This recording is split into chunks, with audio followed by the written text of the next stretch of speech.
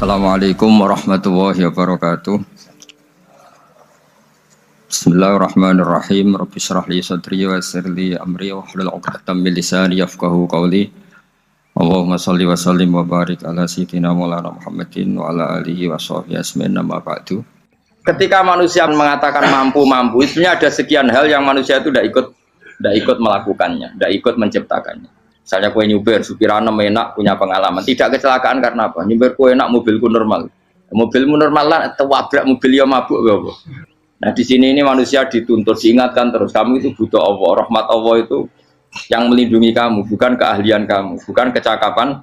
Karena tanpa itu semua tidak bisa, semuanya Allah. Ya, tapi manusia tadi, gara-gara misalnya tadi mobilnya normal, dia punya keahlian nyuber, terus mengklaim kalau keselamatan dia itu karena hati-hatinya dia, karena mobilnya normal. Padahal ada sekian catatan yang menjadikan dia selamat dan semuanya itu kudrahnya Allah Subhanahu wa taala. Misalnya gak ditabrak wong mabuk, gak ono gempa, gak ono bumi merekah. Misalnya kita pintar nyoper lah terus bumi memangap terus kita cemplung nggak opo. Kemudian daerah-daerah kayak ya rasa tak sebut no mari. Kira tahu muka siapa yo bener mari tak sebut no mari ngeri. Intinya Indonesia ora aman, tapi kita tenang aja satunya ora aman kabeh ono sing aman. Ora usah kuwatir likuifaksi, ora usah kuwatir meteor jatuh, kabeh ya potensi no? Potensi semua. Sehingga ini sedikit saya ijazahkan. Suatu saat kata Rasulullah, saya yang Mu'ad melihat kamu hanya sejengkal di depan para ulama ketika nanti di akhirat. Terus Mu'ad tanya, Rasulullah tanya, kenapa kamu hanya satu jengkal dengan derajatnya para ulama ketika sowan Allah? Jawabnya Mu'ad, kamu punya amal apa? Berjawabnya Mu'ad, ya Rasulullah, saya tidak pernah melangkahkan satu kaki, kecuali saya tidak pernah yakin apa bisa melangkahkan kaki yang satunya. Dan saya tidak pernah mengunyah satu makanan, kecuali saya juga tidak pernah yakin apa bisa menelannya. Dan saya tidak pernah bernafas satu nafas, kecuali saya tidak yakin apa bisa nafas berikutnya. Saking dia tergantung ta'aluk semuanya sama kudrahnya Allah Subhanahu wa taala. Kalau kita ini kan sok. Kalau makanan sudah di depannya kayak pasti bisa makan. Kalau dia sudah sehat jalan seakan-akan pasti bisa meneruskan. Padahal 0, sekian detik kowe mlaku dihantam mobil ya selesai. Misalnya stroke ya selesai tidak bisa jalan. Sehingga para wali-walinya Allah itu orang yang filah gotin min lahadzati, setiap kedipan dia, setiap perilaku dia itu hanya ta'aluk ambil Allah Subhanahu wa ta'ala. Itu yang disebut ya ayyuhan nasu antumul fuqara'u ila. Nah, kemudian resiko makom ini, ya semua makom tak ada resikonya. Resiko makom ini itu biasanya dia lupa doa. Kenapa lupa doa? Karena doa itu terdefinisikan. Tak wari ilmu hakik harus rumakno wis ra paham lah tak ulangno. Ya resiko ilmu saya ingatkan. Ilmu itu kan ada dua. Ada ilmu yang karena didefinisikan. Dan itu akhirnya menjadi masalah. Sebenarnya ilmu itu tidak perlu definisi. Kedua ilmu yang kita rasakan. Misalnya gini, kalau saya tanya. Kamu pernah nggak minta jadi punya uang banyak? Nggak tanya. Pernah nggak minta? Terus artinya minta itu apa? Terus kita mendefinisikan. Menengadahkan tangan. Bilang ya Allah saya minta uang banyak. Saya minta ingin beli mobil, itu namanya apa? Tidak jauh saja, doa kan?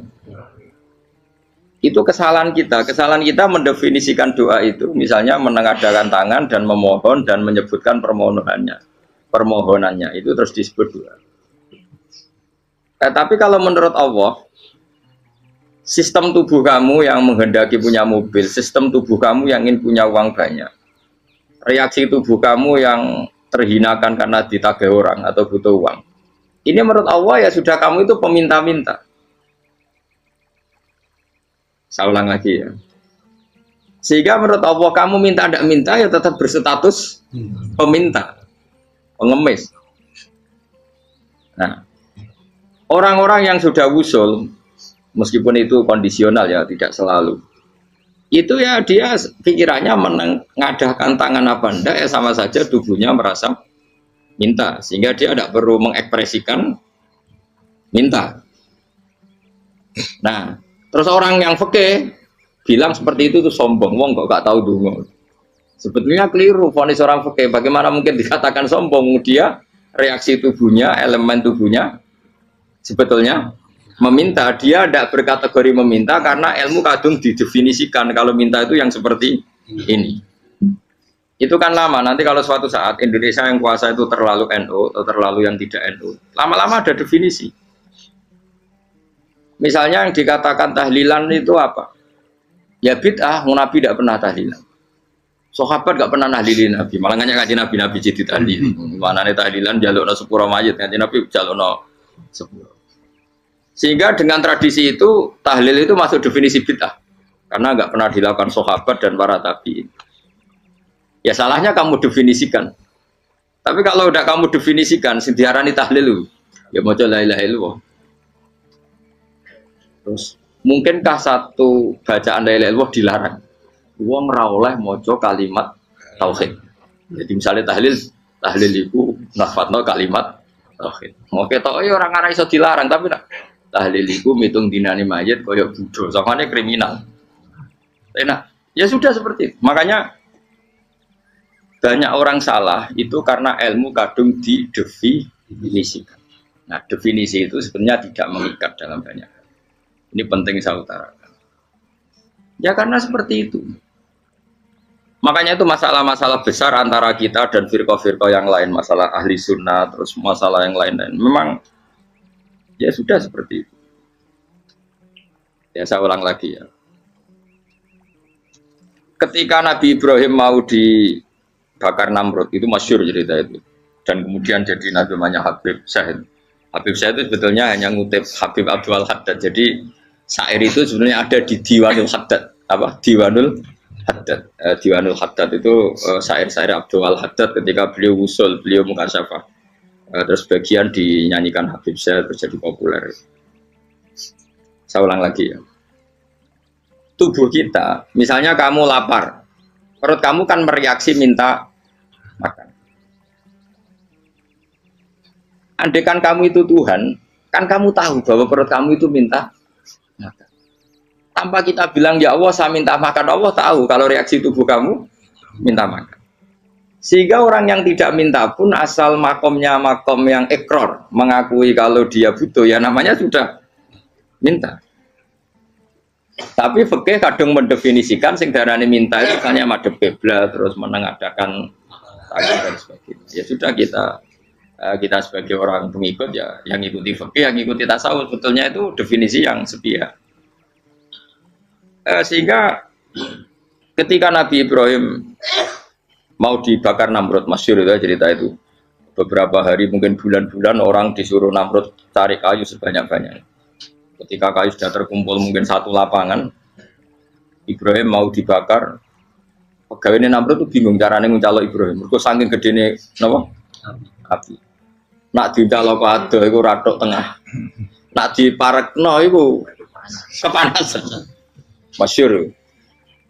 Terus setan zaman itu orang akeh dadi setan tenan. Saya kan duplikate sakeh dadi setan ra tau muncul.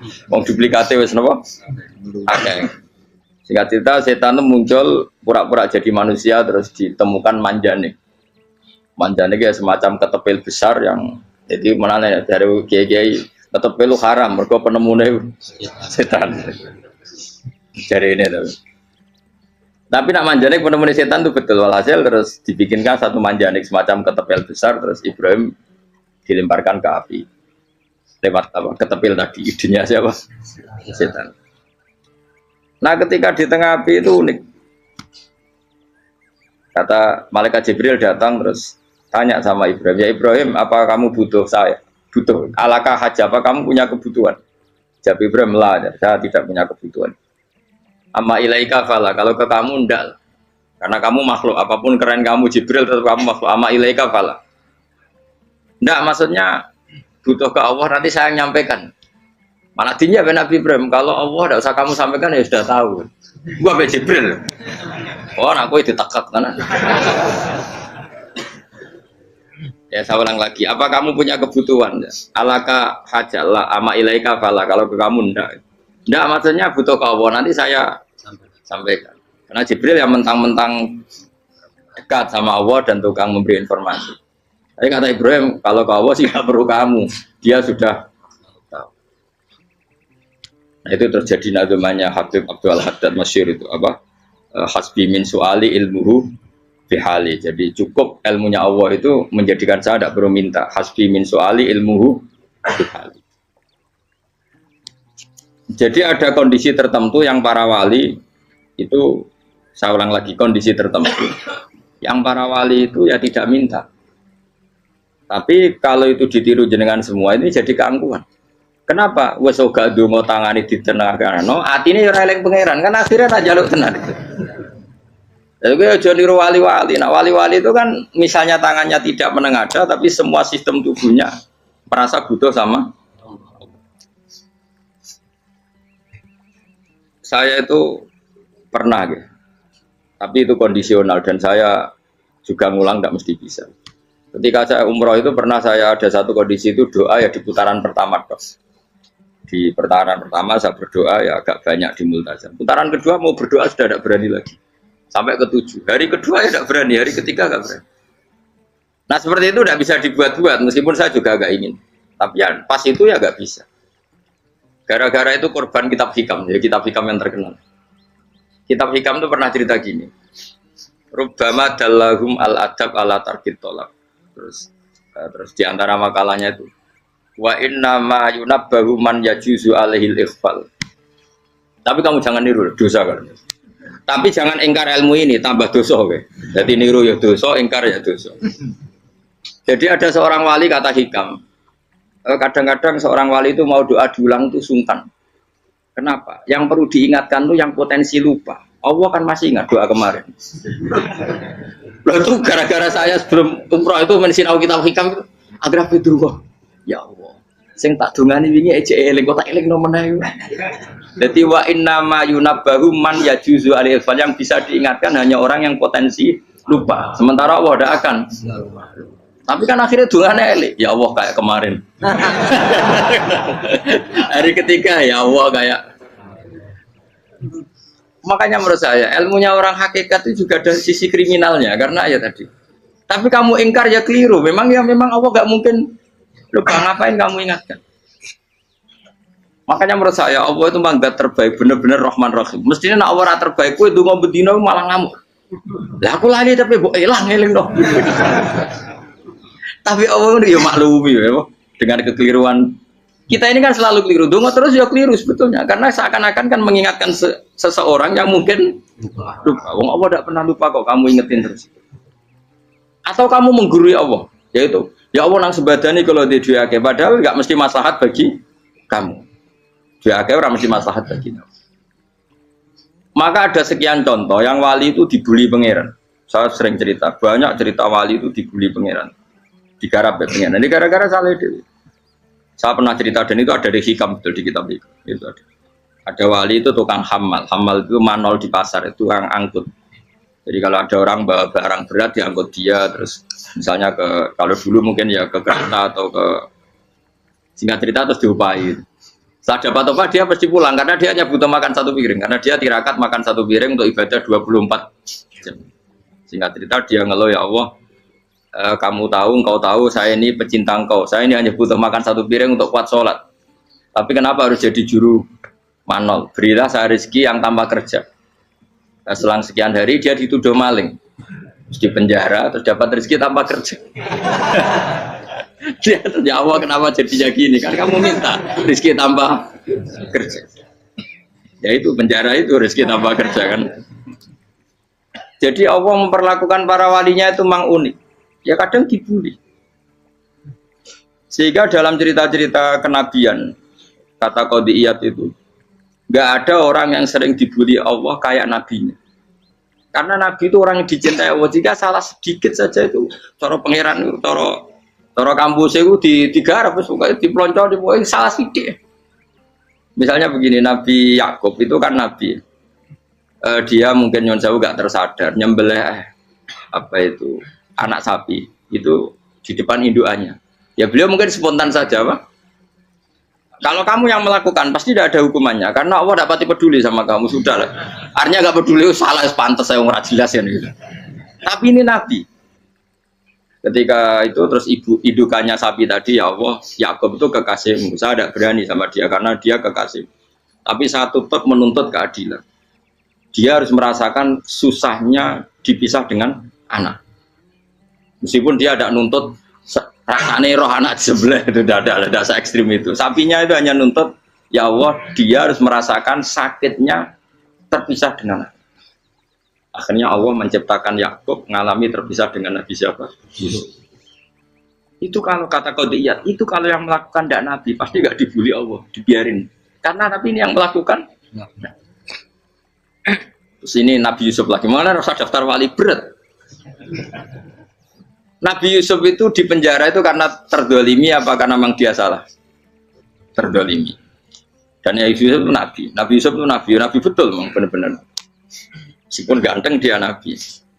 Syaratnya Nabi ganteng kira-kira mlebu. Nabi itu harus ganteng, enggak boleh. Nabi elek ora oleh. Karena Allah izin di kekasih kok kriting elek. Allah ya di selera dadi. Kabeh Nabi mesti yang paling ganteng di kaumnya, yang paling nasab. Enggak boleh Nabi kok pesek, kriting, enggak boleh. Tapi kalau sudah jadi orang soleh oleh kan. Tapi kalau Nabi enggak boleh. Enggak. Nabi Yusuf ganteng. Masyhur kan cerita Nabi Yusuf dengan siapa? Zulaikha. Dan belum ada orang dalam keadaan darurat masih cerdas kayak perempuan. Jadi singkat cerita, ketika Yusuf diajak Zulaikha selingkuh gak mau kan keluar dari kamar. Dalalah kebetulan wa alfaya sayyidah rajal. Itu si Zulaikha tadi spontan langsung bilang, wahai suamiku, apa hukuman orang yang ingin menodai keluargamu? Itu wong wedok. Padahal dia agak terencana, dia pun nggak bayangkan kepergok suaminya. Itu dalam keadaan kepergok itu masih cerdas. Suamiku, apa hukuman orang yang mau menyelingkuhi keluarga Anda? Singkat cerita suaminya murka, terus Yusuf di penjara, terdolimi. Ketika di penjara, kemudian Yusuf punya keahlian mentakwil apa? Mimpi. Kan tadi suaminya Zulaikha itu tidak sampai raja ya, kira-kira PM atau menteri. Raja itu punya mimpi yang bisa nakwil itu hanya Yusuf.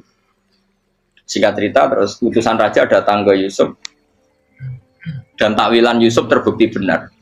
Tapi Yusuf ini seorang nabi, saya ulang lagi Yusuf seorang nabi dia, tapi ya manusia. Bilang gini ke utusannya, coba bilangkan ke raja kamu, di penjara ini ada orang yang di penjara secara terzalimi, yaitu saya. Tolong laporkan ke majikan. Itu Allah tersinggungnya itu bukan main. Nabi kok lapor makhluk. Itu tersinggung. Nah, kowe kan gak piye. Kowe ngajono proposal ya ora piye. Wis pokoke Allah kowe wis ra piye wis. Wong sumpen swargane ya ora langsung wae ngono pokoke kira-kira kan sudah tidak perlu ditegur. Makanya fa'an sahu syaitanu dzikra rabbi fala bisa fi sijni bid'asi. Maka Allah mentakdirkan utusan raja tadi itu lupa melaporkan peristiwa Yusuf ke raja tadi. Sehingga raja gak pernah dengar kalau ada orang di penjara karena Allah tersinggung. Wong kowe ku nabi kok lapore ambek penguasa. Ngono tok iku wis Allah tersinggung. Karena dia nabi, gak boleh nabi lapor makhluk. Jadi Allah itu dengan nabi itu sangat-sangat sensitif. Sangat-sangat sensitif. Yo begitu. Terus cerita yang terkenal, meskipun ini nggak ada di Quran, Nabi Musa. Nabi Musa itu pernah sakit gigi. Karena dia mentang-mentang kalimullah, orang yang sering komunikasi dengan Allah, minta ya Allah, tolong tunjukkan obat gigi saya itu apa. Dan ini sama Allah dikasih tahu. Kamu ngunyah suket ini, gitu. rumput ini kamu kunyah, nanti pasti sembuh. Karena resepnya dari Allah ya pasti mujarab, kan nggak ke dokter. Sehingga tidak dikunyah terus sembuh. Suatu saat dia sakit gigi lagi, nggak konsultasi lagi karena masih punya resep tadi kopian apa resep. Dia datang nyari suket yang sama dikunyah tambah sakit. Tanya sama ya Allah ini kan resepnya yang sama, kenapa tambah sakit? Kata Yusuf, kata Allah, kamu itu kekasihku. Ora nak sing ngobati ku aku ra suket sembrono. Semenjak itu Yusuf Nabi Musa ora pernah tahu resep lagi sudah. Andikan tuh kamu, pasti Allah juga nggak tersinggung. Makanya kata Qadiyat, kenapa para nabi sering ditegur itu bukan karena Allah murka, nabi itu beda. Jadi kesalahan kecil atau apa-apa yang menurut kita ada salah itu untuk nabi salah. Makanya di ahli sunnah ada kaidah apa? Mimba bi hasanatil abror sayyi'atul muqarrabin. Pernah dengar kayak apa? Mimba bi hasanatil abror sayyi'atul muqarrabin. Sesuatu kalau dilakukan umumnya orang itu hasanah atau kebaikan, tapi kalau dilakukan para nabi itu salah. Karena apa ya? Saking dekatnya dengan Allah. Ulang lagi apa? Mimba bi hasanatil abror sayyi'atul muqarrabin. Jadi nabi itu beda. Nah, para nabi itu orang-orang yang mengalami fikir yang doa resmi kayak siapa tadi? Definisi fikir ya sering. Kayak definisi orang tasawuf yang sering. Sehingga ketika nabi berdoa ya memang secara disiplin ilmu yang namanya berdoa ya minta Allah dengan mengadakan tangan. Ketika agak berdoa karena nabi sadar Allah tidak perlu diingatkan lagi, pasti masih ingat. Jadi dua-duanya benar terus. Makanya nabi itu lam yazal fitaroki, nabi itu selalu naik derajatnya. Karena pas minta ya benar, pas tidak minta ya. Kalau kamu turun terus, pas minta itu karena tomak kamu, hadun nafsi kamu, serakah kamu, tapi nggak tahu diri, pantas taura dengan permintaan. Kayak gue misalnya jongo dia jadi wali, soalnya Allah tersinggung, bocor atau tirakat atau dia harus jadi wali. Tapi gak dongo ya Allah tersinggung, kere atau dongo. Jadi orang kalau tidak wali itu sudah keliru terus. Jadi gue di sepuro, tapi tak kira itu ada. Ya jajal gitu nggak wali kok sabtu kok dirjelang. Kira-kira Allah tersinggung ngapa nyembah jadi? Kira-kira tersinggung. Tapi misalnya kira tahu dongo kepengen kau Imam Syafi'i, Allah tersinggung. Bocah ora di idola. Terus piye Gus? Piye kadung salah biasa wis. Wis bakat salah no. Bakat salah. Ini dongane sing gampang gak sing mesti bener. Rabbana dzalamna anfusana wa lam taghfir lana wa tarhamna lanakunanna minal khasirin. Saya pernah punya kitab dan kitab itu menurut saya luar biasa. Bahkan ketika adu bully itu, adu cara mahasiswa itu kayak pelonconan itu. Nabi sama Nabi pengiran gitu dan itu sekali yang satu salah melakukan disiplin ilmu pengiran itu degradasi. Dan Allah memang mengancam gitu. Kalau kamu melanggar ini, la biton namin diwanin nubuah. Nanti la amkuan namin diwanin nubuah. Kamu saya hapus dari buku kenabian. Tes-tesannya ya lucu, misalnya begini. Kata Nabi Musa kan ditanya. Ketika dia khutbah ditanya orang. Siapa orang paling alim ya Nabi Allah? Sekarang orang paling alim itu siapa? Nabi Musa jawab, saya kan. Ya itu Allah tersinggung karena wong kok mletene ngono. Tapi andai kan Nabi Musa kok jawab Fauzi itu salah, tambah salah meneh. Atau enggak Ruhen, malah salah meneh. Tapi jawab Musa ya salah. Saya Gusti, saya kan. Orang paling alim siapa? Saya. Allah memperingatkan Musa, ada seseorang yang lebih alim ketimbang kamu. Coba kamu harus ketemu dia. Ketemu singkat cerita ketemu Nabi siapa? Khidir. Terus dalam 3 sesi ini, 3 babak ini buli-bulian. Nabi Khidir itu dalam 3 babak ini selalu kelihatan salah. Di antaranya adalah cara sekarang ya mungkin di gonjak sepeda motor atau perahu kalau dulu. Yang menggratisi dia numpangi sepeda motor malah spionnya dicopot gitu. Spionnya dicopot, dirusak. Tapi Musa kan terus sudah digratisin malah rusak yang motornya yang apa? Menggratisin. Nabi Khidir masih tenang. Kamu tidak paham. Jadi Nabi Khidir mesti distok kamu tidak paham. Itu kata syurrahul hadis termasuk Ibnu Hajar al-Asqalani bilangin. Setelah itu kedua membunuh anak kecil. Musa tambah marah. Anak yang belum punya dosa kok kamu sampai 3 kali ada 3 peristiwa. Itu kata syurrahul hadis. Andai kan Musa kok diam tidak protes, maka dia akan disalahkan Allah. Karena dia berarti membiarkan kemungkaran di depan matanya tanpa reaksi. Jadi sebetulnya ketika Musa berontak itu Nabi Khidir, Nabi tenan gitu. Jadi itu kan unik. Tapi berontak itu disalahno. Jadi angel sandi tes-tesan dadi nabi ku ya angel. Misalnya kok Nabi Musa itu kayak model santri Jawa Timur. Nabi Khidir salah, nggih nderek mawon. Ya ora nabi jero barang mungkar. Menengae. Berarti yo nabi goblok ngono kira-kira. Makanya memang Musa harus konsisten seperti itu, harus demo terus. Kayak saya misalnya sebagai kiai fikih, kiai ya harus seperti ini cara mulang saya. Enggak boleh saya misalnya terus anut mulang terus tawadhu semeneng itu ora karu-karuan. Jadi andai kan Musa kok tidak protes itu malah salah. Ya memang harus. Dan itu Nabi Khidir Nabi tenang. Makanya Nabi Khidir akhirnya respect. Tidak ada hati sebaik Abu Musa. Risi itu gak nyaman ketika melihat kemungkaran. Jadi itu punya poin. Tapi lucunya Nabi Khidir yang nyalan. Takkan dari rasa kok komen takok. Tapi ya disalah no. Ya aku jadi Nabi Musa. Ya jajal, gawe peristiwa meneh aku tak sabar rata kok. Bareng. Kok jajal nih. Bareng dijajal ya protes meneh. Bareng protes meneh, tinggal satu kali kesempatan. Kowe takok meneh wis ora dadi murid. Dikasih kesempatan lagi, ya protes meneh deh umat. Tapi itu justru itu menjadi kelebihannya Nabi Musa karena syarat seorang nabi adalah al-musara'ah ila ingkaril mungkar kata Ibnu Hajar Al-Asqalani. Syarat seorang nabi adalah secepat ngengkari sesuatu yang mungkar. Enggak boleh. Ya toh kan misalnya kita jadi murid terus gurumu itu gandeng artis atau gandeng penyanyi dangdut. Dia derek mawon. Jadi guru mumet goblok. Tapi kowe ngloroi guru tersinggung. Ora ro hikmah iku. Kan bingung loh. De guru ngene kok bingung loh. Dale ke de guru jadab dorong Jawa Timur apa? Gurumu gandeng penyanyi dangdut. Reaksimu piye? Saya takut. Ayo loh, nah elek kan gak iri. Biasanya nah elek itu ra iri, sekarangmu Pak. Sing ayu, sing potensi iri. Kira-kira reaksi kamu itu milih derek mawon apa berontak? Golek nak gurumu wong alim mesti nak pasti meneng. Muridku goblok tenan, gak sensitif. Roh barang mungkar dilakukan di depannya kok tidak reaksi, tidak protes, geblek tenan. Tapi lucunya guru mau nak protes ya. Gak duwe akhlak. Guru lagi senenge kok ora oleh. Nah, Nabi itu kan buli-bulian. Jadi Nabi Khidir dengan Nabi Musa itu tebak-tebak.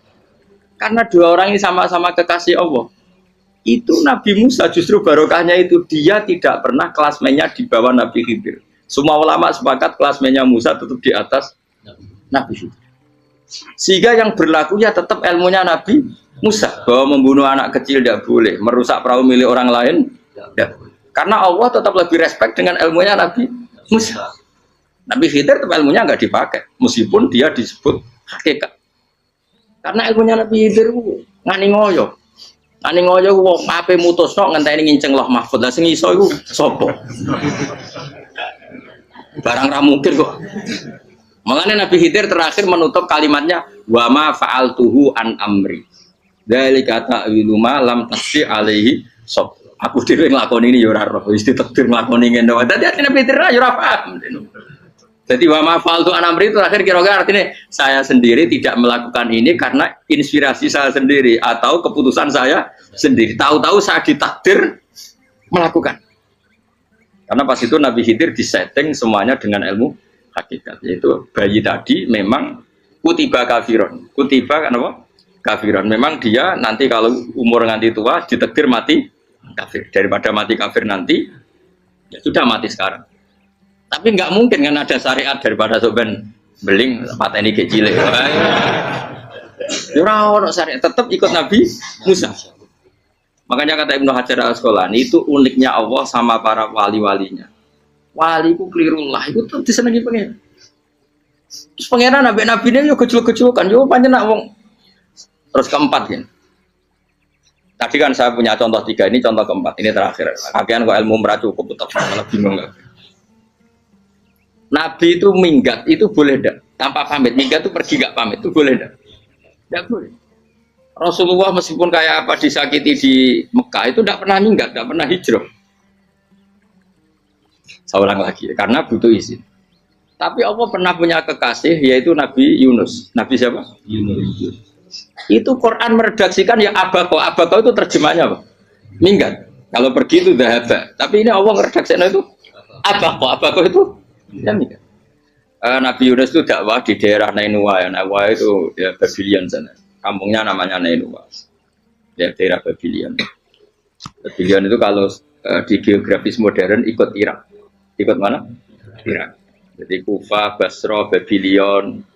Terus siapa itu yang mengalahkan pasukan Yahudi dulu itu Buktanasor, Hebuket, Nazir itu ikut mana? Babylon apa? Babylon. Bama unzila alal malaka ini di Babila Harut Amar. Makanya kalau ulama-ulama melihat Irak kacau sampai sekarang itu tidak kaget. Irak itu ardun mal'unah kalau di kitab-kitab, bumi yang memang sudah terlaknati mulai dulu. Sehingga ketika ada kasus Saddam Hussein sekarang itu ulama tidak kaget. Zaman Rasulullah Sugeng itu Irak itu termasuk sudah bumi yang guna keazala. Jadi di sana pasti banyak fitnah. Fitnah pertama yang dicatat sejarah adalah Mautul Husain, apa? Kabudutnya Said siapa? Husain di Karbala. Era Imam Syafi'i adalah zaman mifnah, ulama dibantai karena dipaksa mengatakan Quran apa? Makhluk. Terus konflik-konflik sampai era Saddam Hussein terus era sekarang jadi. Nah kita ini ulama sebenarnya tahu tarikh itu. Tapi di era modern kan dianalisis karena campur tangan ini itu ya sudah lah. Sebab goblok pun aja daripada ngebantah-bantah malah kamu. Ibu goblok, ibu pinter. Sekarang kan analisisnya kan, wah ini ada campur tangan pihak ketiga diciptakan nih saunu ini. Ya kalau intelijen harus ngomong seperti itu. Kalau kita seperti ulama memang dari dulu dicap Nabi hunalika az-zalasil wal fitan. Saya teruskan. Nabi Yunus itu dakwai kaumnya itu lama sekali dan tidak iman. Nah semua nabi kalau kaumnya tidak iman itu diberi hak Allah ngancam akan adanya azab. Apa? Ngancam akan adanya azab. Nabi Yunus ngomong gitu terusin. Nanti kalau kamu tidak iman itu pasti kena azab. Anggap saja dia ngancam gitu sudah berbulan-bulan. Singkat cerita, azab baru tinggal 3 hari lagi. Ayo nang iman, tinggal 3 hari lagi. Ya kira-kira dia ngomong misalnya Ahad, berarti Ahad, Senin, Selasa, atau kamu milih Selasa ya Rabu, Kamis. Singkat cerita Ahad itu dia gak kuat. Wah semuanya kurang telung dino kaumku tetap orang iman. Mangkel asal minggat deh. Mau minggat ya jadi mau minggat kan nggak punya tujuan. So asal pergi jauh saja. Ada perahu, sekenanya dia naik saja. Namanya minggat nih. Kalau bawa bekal terencana, bawa visa paspor kan plesir namanya. Jadi minggat tuh ya gak, ya sekenanya nggak persiapan. Singkat cerita sampai ikut perahu nelayan tadi terus zaman itu ya ada mitos kalau ada gelombang yang nggak wajar pasti ada orang minggat. Terus ditanya siapa yang minggat, Nabi Yunus kan orangnya jujur saya katanya. Ya sudah yang minggat terus dicemplung gitu. Terus ada yang agak baik ya jangan gitulah. Ini kan kita semua butuh selamat. Judi dulu. Terus judi satu lagi ketemu Yunus. Coba mungkin salah udahnya judi lagi ya ketemu sampai 3 kali ya ketemu Yunus. Makanya fasahama fakana minal mudhadis diuji dia kalah kemudian tenggelam. Fal taqamahul khutu wa huwa mulim. Terus dia diuntal ditelan oleh ikan nun. Nah, di situ ikan nun digambarkan saking besarnya itu. Nah ini uniknya Allah sama kekasihnya. Sudah Allah menyalahkan tapi unik. Ikan ini kan itu sama Allah dikasih instruksi. Kamu nggak boleh makan dia. Dia kekasih saya. Terus ketika di tengah di perut apa? Ikan, dia kegelapan. Terus Nabi Yunus cita-citanya satu, ya Allah kalau saya sumpah kiri saya tidak bisa baca tasbih karena sama Allah disulap perut ikan itu jadi masjid. Jadi dia di dalam perut ikannya santai saja tetap wiridan santai. Fana ada fi dzulumati alla ilaha illa anta subhanak inni kuntu minadz dzalimin. Ya dia santai aja wiridan karena perut ikan bagi dia adalah masjid. Ya dia disalahkan Allah karena abako tadi minggat hijrah tanpa pamit. Tapi juga dibela-belain Allah, ikan tadi tidak boleh nelan.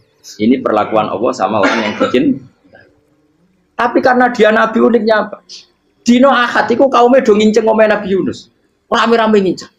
Lucunya cara nginceng gini. Nak Yunus neng omah berarti bodoh nih. Wong omah ono ada kok dene tengok-tengok. Bareng dinceng Nabi Yunus tuh gak ada. Oh tenan ono ada. Mulane wonge rawani neng omah. Itu uniknya pangeran. Jadi umpama dekne ora minggat ya salah. Umpama dekne ora minggat berarti kaume jare apa ono adab ono gempa bumi likuwi faksi kok dekne ning omah. Lah nek ono tenan ra mlayu, nyatane gak mlayu. Jadi mbok Allah didesain minggat. Tapi nek minggat disalahno Nabi yo ora pamit. Makanya masyhur saya itu punya kitab karangannya Habib Alim Alam, mbahnya Habib Anis, Habib Ali bin Husain yang ngarang apa? Ali bin Muhammad bin Husain karang yang sebut biror itu diantara doanya gini. Tapi jangan tiru loh, berawal sih. Aku rawan ini loh. Cuma saya hafal secara ilmu, tapi saya tidak berani. Waj'al sayyiati man ahbabta. Ya Allah, jadikan kesalahan saya itu kesalahan orang yang kau cintai. Terus pokoknya salah lagi jadi pengiran kadung seneng, salah lagi sampai wae wong seneng. Waj'al sayyiati man ahbab. Terus kalau gue lah dimanja wong tuamu anak paling disayang, salah gue lucu. Gue cah cilik.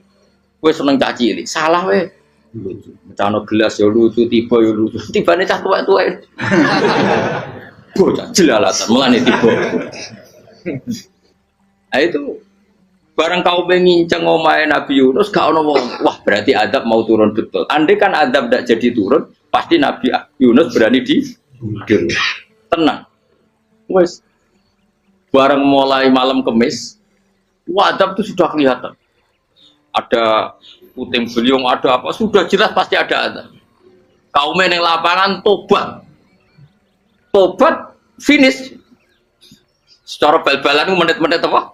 Terakhir. Woi, aku ambek pengen ditampa tobaté. Wes gak sida tak adab wong kowe tobat. Singkat cerita Nabi Yunus hari ketiga atau apa dia selamat. Pakai versi yang umum saja. Selamat faltaqamaul hutu bahwa falaula annahu kana minal musabbihin la fi batni ila yaumi yub'atsun. Akhirnya dimuntahkan sama ikan ton tadi terus dia keluar. Barang keluar tanya-tanya kabar gimana kabar kampung Nenuwa, baik-baik saja. Tabar awani mulai karena dia tahu kalau orang bohong itu dihukum mati. Padahal dia bohong katanya Kemis itu ada adab, ternyata kampungnya baik-baik. Padahal baik-baiknya karena mereka jadi masyarakatnya nyari dia karena mau iman. Si nabinya agak berani pulang karena nanti dihukum mati. Aku pangeran nabi kekasih itu dia pangeran ya bully itu. Oh itu gue beda-bedaan, wong kekasih pangeran, aku yang hati pintu langsung diadab. Jadi pangeran kekasih gue beda, orang koyo. Akhirnya biru seramani mulai. Wah nak mulai aku disiksa. Perkara nih, kalau pembohong itu dihukum mati. Masyarakat yang golek tenan, mereka malam Kemis ku ono adab tenan. Cuma terus do tobat. Disebut falau laka nasqaryatun amanat fanafa'aha imanuha illa qauma Yunus lamma amanu kasyafna anhum adzabal khizyi fil hayatid dunya. Enggak ada kampung yang saya adab kecuali kasil tak adab, kecuali kaum Nabi Yunus. Aku semeh ngadab lho, pas menit terakhir peta adab tobat. Akhirnya rasido aja pangeran. Iku kaum Nabi ten. Iku yo barokah minggate Nabi Yunus. Lah iku nabi. Wong kliru kok barokah. Iku nabi. Umpama Nabi Yunus ora minggat, kaume berpikir Yunus bohong. Wong ape ana azab kok tengok-tengok ning omah. Tapi pas minggat tenan yo disalahno pangeran, minggat kok gak paham. Amalane kira usah protes. Wali itu beda, kekasih pangeran. Itu sama dengan sing dialami Rasulullah sallallahu alaihi wasallam ning Sulhul Hudaybiyah. Semua perjanjian itu salah secara hukum fikih. Bukan salah lagi, sangat salah cara ukuran fikih. Sehingga semua sahabat itu protes kecuali Abu Bakar As-Siddiq. Cuma semuanya ngomong Umar, tapi semua sahabat akhirnya ya coba di antara perjanjian gini. Pertama kan enggak biar sampean enggak terlalu jadi teroris, enggak terlalu jadi ekstremis. Memang ya usah jadi teroris, ya terlalu jadi teroris. Semua itu mungkin kan, ning dunia semuanya mungkin. Singkat cerita Nabi itu sudah di Hudaybiyah. Hudaybiyah dengan Mekah kan tinggal sekitar paling 40 kilo. Saya pernah itikaf di masjid yang pernah dipakai Hudaybiyah. Kan sekarang jadi mikot ya, termasuk mikot umroh di Mekah kan apa? Hudaybiyah kan mikot di yang terkenal kan apa? Jirona, Tanim, Hudaybiyah. Itu perjanjiannya tuh gini. Perwakilan dari Quraisy namanya Suhail bin Amr, siapa? Suhail bin Amr. Perjanjiannya gini, Muhammad kamu tidak boleh masuk Mekah. Kamu boleh masuk Mekah itu tahun depan. Padahal Nabi sudah bilang ke para sahabatnya, ayo kita umroh. Dan diberi hak umroh. Tapi setelah sekitar 40 kilo masuk Mekah dicegat sama orang kafir Quraisy. Lah, Nabi sakit tenan. Nabi kadung mentafsir, memberi berita gembira, saya mimpi kalian masuk tanah haram aminina mukhalikin, aman semua. Semuanya bercukur gundul atau mencetak rambut. Pokoknya terus kata sahabat senang sekali karena mimpi Rasulullah tidak pernah apa? Tidak pernah salah. Bareng di situ di antara perjanjiannya hadza ma kataba ali Muhammad Rasulullah. Ini perjanjian yang ditulis Muhammad Rasulullah. Kata Suhail, hapus kata Muhammad Rasulullah. Kalau saya tahu kamu Rasulullah tidak saya perangi, tulis Muhammad bin Abdullah. Kata Rasulullah, ya Ali hapus tulisan Muhammad Rasulullah. Kata Ali, tidak saya akan menghapus setelah Muhammad Rasulullah. Saya beri Nabi unik. Hapus gak popoli, masih aku hapus aku tetap Rasulullah. Tulisan. Jadi Nabi ya relax saja. Tapi Ali katanya, Fa wa ma ana bimakhihi abadan. Saya tidak akan menghapus tulisan itu selamanya. Kata Nabi. Kowe nek ora gelem ngapus, tanganku dudono, aku sing ngapus. Nabi kan umi tidak bisa baca terus. Tangannya Nabi sendiri yang dilewatkan ahli ke tulisan itu sehingga terhapus. Nabi ya rileks. Wong tulisan wae aku ora ditulis Rasulullah ya tetep Rasulullah. Nabi masih rileks. Terus perjanjian kedua, kalau ada orang kafir Quraisy masuk Islam harus dikembalikan karena berarti keluar dari habitat. Tapi kalau sudah Islam kok masuk kafir lagi harus dibiarkan karena berarti kembali ke habitat. Nabi bilang ya nggak masalah. Semua perjanjian itu merugikan Islam. Itu secara fikih pasti salah. Akhirnya Umar itu protesnya keras sekali. Ya Rasulullah, apa engkau masih nabi? Utakai sengak. Apa engkau masih nabi? Dan Nabi siapa santai bala ya saya masih nabi. Tapi kenapa kamu hinakan kita dan memberikan kehormatan pada orang-orang kafir itu? Siapa kan Nabi lucu. Ya agama itu kayak pangeran. Masih aku perjanjian yang ngono kok pangeran sing angkat agama iki tenang wae. Kan Nabi ku perjanjian mek manusa gampang. Jadi Nabi itu sange imannya Allah tetap yu'izzu hadaddin. Allah pasti memuliakan ini agama. Apapun perjanjian yang diciptakan manusia. Makanya bapak saya, Mbah Mun guru saya itu ngaram-ngaram tenan mikir Islam. Islam kok pikir haram, ono sing duwe. Ben dunya rusak kok ben tetep Islam mulya. Rasa kok pikir terus keliru-keliru lah perjanjian itu dunya keliru lah. Lo coba Uni Soviet kayak apa hegemoninya? Kayak apa kuatnya Uni Soviet 100 tahun mengkooptasi Uzbek, Tajikistan dan tapi apa bisa menghilangkan keimannya orang Uzbek Ceknya? Ketika Uni Soviet bubar langsung malah negara-negara itu jadi persemakmuran yang negara apa? Indonesia kayak apa dikooptasi PKI, dijajah Londo 350. Mbah Soleh Darat alim zaman Londo, buyut-buyutku alim zaman Londo. Iku semondok Mekah ya alim. Zaman PKI ada wong alim. Saiki ayo zaman Islam Nusantara apa ono sing alim koyo jadi Islam menarik zaman harus di regani negara, zaman harus di negani negara itu semua. Karena ini agama milik Allah, punya ketahanan yang luar. Ya, semuanya dari Nabi tentang kayak perjanjian salah lah, gak apa-apa.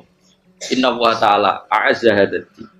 Inna wa ta'ala la yudi udinahu wa la yudhbatu. Pokoknya pengiran bakal ngembar agamanya orang masalah perjanjian keliru lah. Perjanjian ketiga itu semuanya merugikan Islam. Tapi apa kata Abu Bakar ketika protes Nabi gak dijawab, datang ke Abu Bakar. Menurut kamu gimana? Jawab Abu Bakar lucu. Makanya ini menunjukkan makanya kenapa ahli sunnah berkeyakinan Afdhalus Sahabat itu siapa? Jawab Abu Bakar. Wes samar, perjanjiannya keliru lah, wes keliru lah. Kayak gremeng-gremeng santai gremeng. Tapi la tadkhul bainahu wa baina habib.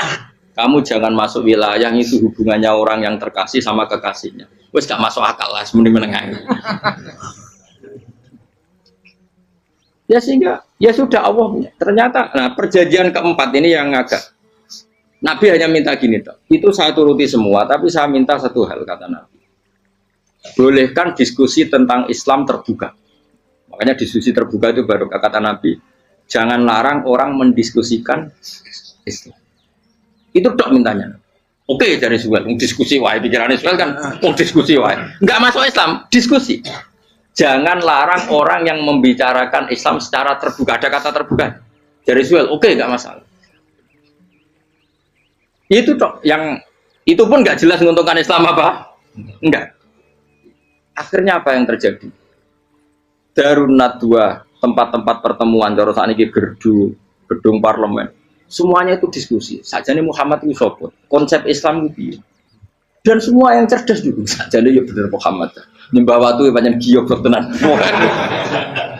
Wah, ini goblok tenan watu kok di. Terus nak Yahudi ora bener bisa, Nasrani ora bener pangeran atau. Wah, diskusi. Suwe-suwe hasil diskusi sepakat. Jadi tetap bener Muhammad. Tetap bener Muhammad. Akhirnya hasil diskusi gua akhirnya mereka membatalkan perjanjiannya sendiri. Perkara ini baru kayak apa? Malah Nabi ketika balik di Medina, Umar sempat protes ning dalan. Oke ya Rasulullah, saya nerima konsep Anda, tapi saya menyisakan satu pertanyaan. Jadi jenengan ini ana ayat sing nurjana la tadkhulunal masjidal harama insyaallahu aminina muhalliqina ru'usakum. Lah kok nyatane ra sida mlebu Mekah, malah kita terusir kembali lagi ke Madinah. Iku Nabi yang agak lucu ngendikan. Mar, ning ayat iku ra gak ana taune. Apa ana ayat iku taun iki? Sing ngatene taun iki ra kowe. Jadi Nabi iya ora tahu nih ya. Ora tahu nih kok tahun ini dhewe kan kira-kira. Ayat itu kan gak tahu nih Umar ae sing GR nafsiri tahun ini. Mau suatu saat kamu akan masuk Masjidil Haram. Tapi kan gak tahu nih ayat itu. Apa di ayat itu ada tahunnya Umar dan Allah bilang tahun ini ya enggak ya sudah kalau gak ada tahunnya ya pokoknya mesti kapan-kapan terjadi. Tapi ora saiki. Kayak Sugih Rugen kan gak tahu nih ora tahu. Mau aku ndongakno Sugih tapi kan tanpa tahu. Lu suwi. Nah, akhirnya apa yang terjadi? Ada diskusi masif di Mekah. Setiap yang cerdas, setiap Nabi tanya, Abu Sufyan siapa? Nabi mau komentar gini, sama siapa teksnya? Misluhu la yajhalul Islam. Kalau Islam sudah didiskusikan, otak secerdas Ikrimah bin Abi Jahal, secerdas ini pasti tidak bodoh tentang Islam. Maknanya pasti akal yang waras memilih Islam. Wah, akhirnya Islam jadi masif. Ya sudah karena Islam sudah masif, tokoh-tokohnya cenderung Islam, akhirnya perjanjian itu dibatalkan sendiri. Akhirnya waro'aitan nasa yadkhuluna fi dinillahi afwaja. Akhirnya mereka berbondong-bondong masuk Islam. Itu artinya apa? Nabi itu gaya perjanjian cara fikih keliru wae, cara fikih cara zahire keliru wae, tetap barokah karena punya hubungan khusus dengan Allah Subhanahu wa taala. Makanya la tadkhul bainahu wa baina habib. Itu kan kayak ya sudah seperti di pangeran, makanya Sayyid Ali itu Sohibu Simtiduran nak dungawi di antara doanya waj al sayyati man ahbabta. Jadikan ya Allah kesalahan saya kesalahan orang yang engkau cinta. Karena ulama nyontono ngene, saiki Nabi Adam ambek iblis itu padha salah itu. Enggak jawab. Padha salah, iblis itu salah bodoni Nabi Adam salah dilarang mangan wit khuldi tetep mangan. Mau trimo rayuan di sinten iblis. Tapi piye-piye pangeran itu seneng Nabi Adam. Sediluk diusir bar sumajtabahu rabbuhu fataba alaihi wa bar langsung Adam urung metu ke swarga diwarai. Damke kepengin tak sepuro nggih, tak warai dongane. Iblis tak diwarai. Makane kena ndonga lumpang. Dadi ngene ya pokoke wong disenengi ku menang. Lah kaya pe ndonga iku kowe ora bakat wali biasa wae iki cerita. Ya sudah seperti itu. Tapi emang ya sudah seperti itu. Nabi Adam itu orang pati keusir tenan itu fatala ko Adam Rabbi kalimatin fataba. Jadi orang terlalu jauh dari surga. Kemana lagi pas pertama medun ke bumi sampai awal diwarai beberapa kalimat sing dadekno di sepuro. Kawat al sayyati man ahbab. Ini penting kalau atur mulane wilayah-wilayah kenabian itu wilayah yang kita tidak pernah tahu detailnya, tapi kita yakin Nabi itu para kekasih Allah. Dan agama Islam itu juga agama paling diridhoi. Maka di zaman apapun, kecewa apapun dengan perjanjian dengan negara maupun dengan dunia, Islam tetap dihormat pengiran. Kita rasa kuat. Mikir Islam itu keliru. Nangit mayo oleh nak mikir keliru. Agama pengiran kok pikir. Saya masyhur. Sayyidina Umar itu kan khalifah paling sukses masalah futuhat. Di masalah apa? Futuhat. Dan Ibnu Umar setiap jalan-jalan itu dibully sama orang-orang. Ya Ibnu Umar, mbok ya kamu itu minta sama bapak kamu supaya dia nyebut penggantinya siapa. Atau bikin suksesi lah. Jangan kok dia khalifah sukses kemudian tidak jelas juntrungannya. Kan dia tetap mati suatu saat. Saking nggak kuatnya Abdullah bin Umar, dia matur, ya Abah, engkau harus suksesi. Siapa ya pemimpin setelah jenengan? Lah kenapa? Orang-orang bilang kalau ada orang misalnya penggembala kambing terus ditinggal gelanggang itu dianggap dosa karena kambingnya pasti kocar. Apalagi ini urusan umat. Kamu tahu-tahu mati sebelum sesi ini pasti kacau. Umar langsung marah. Agama Islam juga sama dengan kambing kata Umar. Agama Islam agamanya pangeran, mesti diurusi pangeran. Aku mau khilafah. Aku mau sukses. Ben aku ora usah mikir. Engko ora diurusi pangeran. Jadi Umar itu justru sangat hormatnya sama Islam itu dengan cara gak mau mikir Islam. Gak mikir berarti gak khidmah ya, tetap mengkhidmati Islam. Seperti saya ini kan yang khidmati Islam lewat mulan. Tapi aku ora tahu mikir nasib Islam. Islam ora kondang piye. Ditinggal Abu Bakar melaku, Umar melaku. Wali Songo mbek kowe ora mulya wali Songo. Saiki jurus mudin yo mlaku, jurus KUA yo mlaku. Jurus mubalek sing kadang matre ku yo mlaku. Berapa kiai sing dadi oknum perkara proposal? Ya agama ya.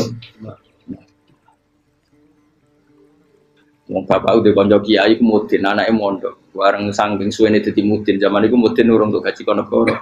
Anake yo dhuwit muni spontan. Cung ora ono mati kok yo dhuwit. Betul ora ono mati ra entuk. Cung ora ono mati kok yo dhuwit.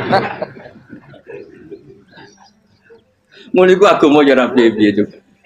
Mergo agama iki durusi ayo nabi palsu ben kira wae mulai Musailama sampai Musotek sampai Lia Eden kurang lagi mulai wali palsu kowe Romo dosa Romo sapa iku kowe ono kabeh ora masalah.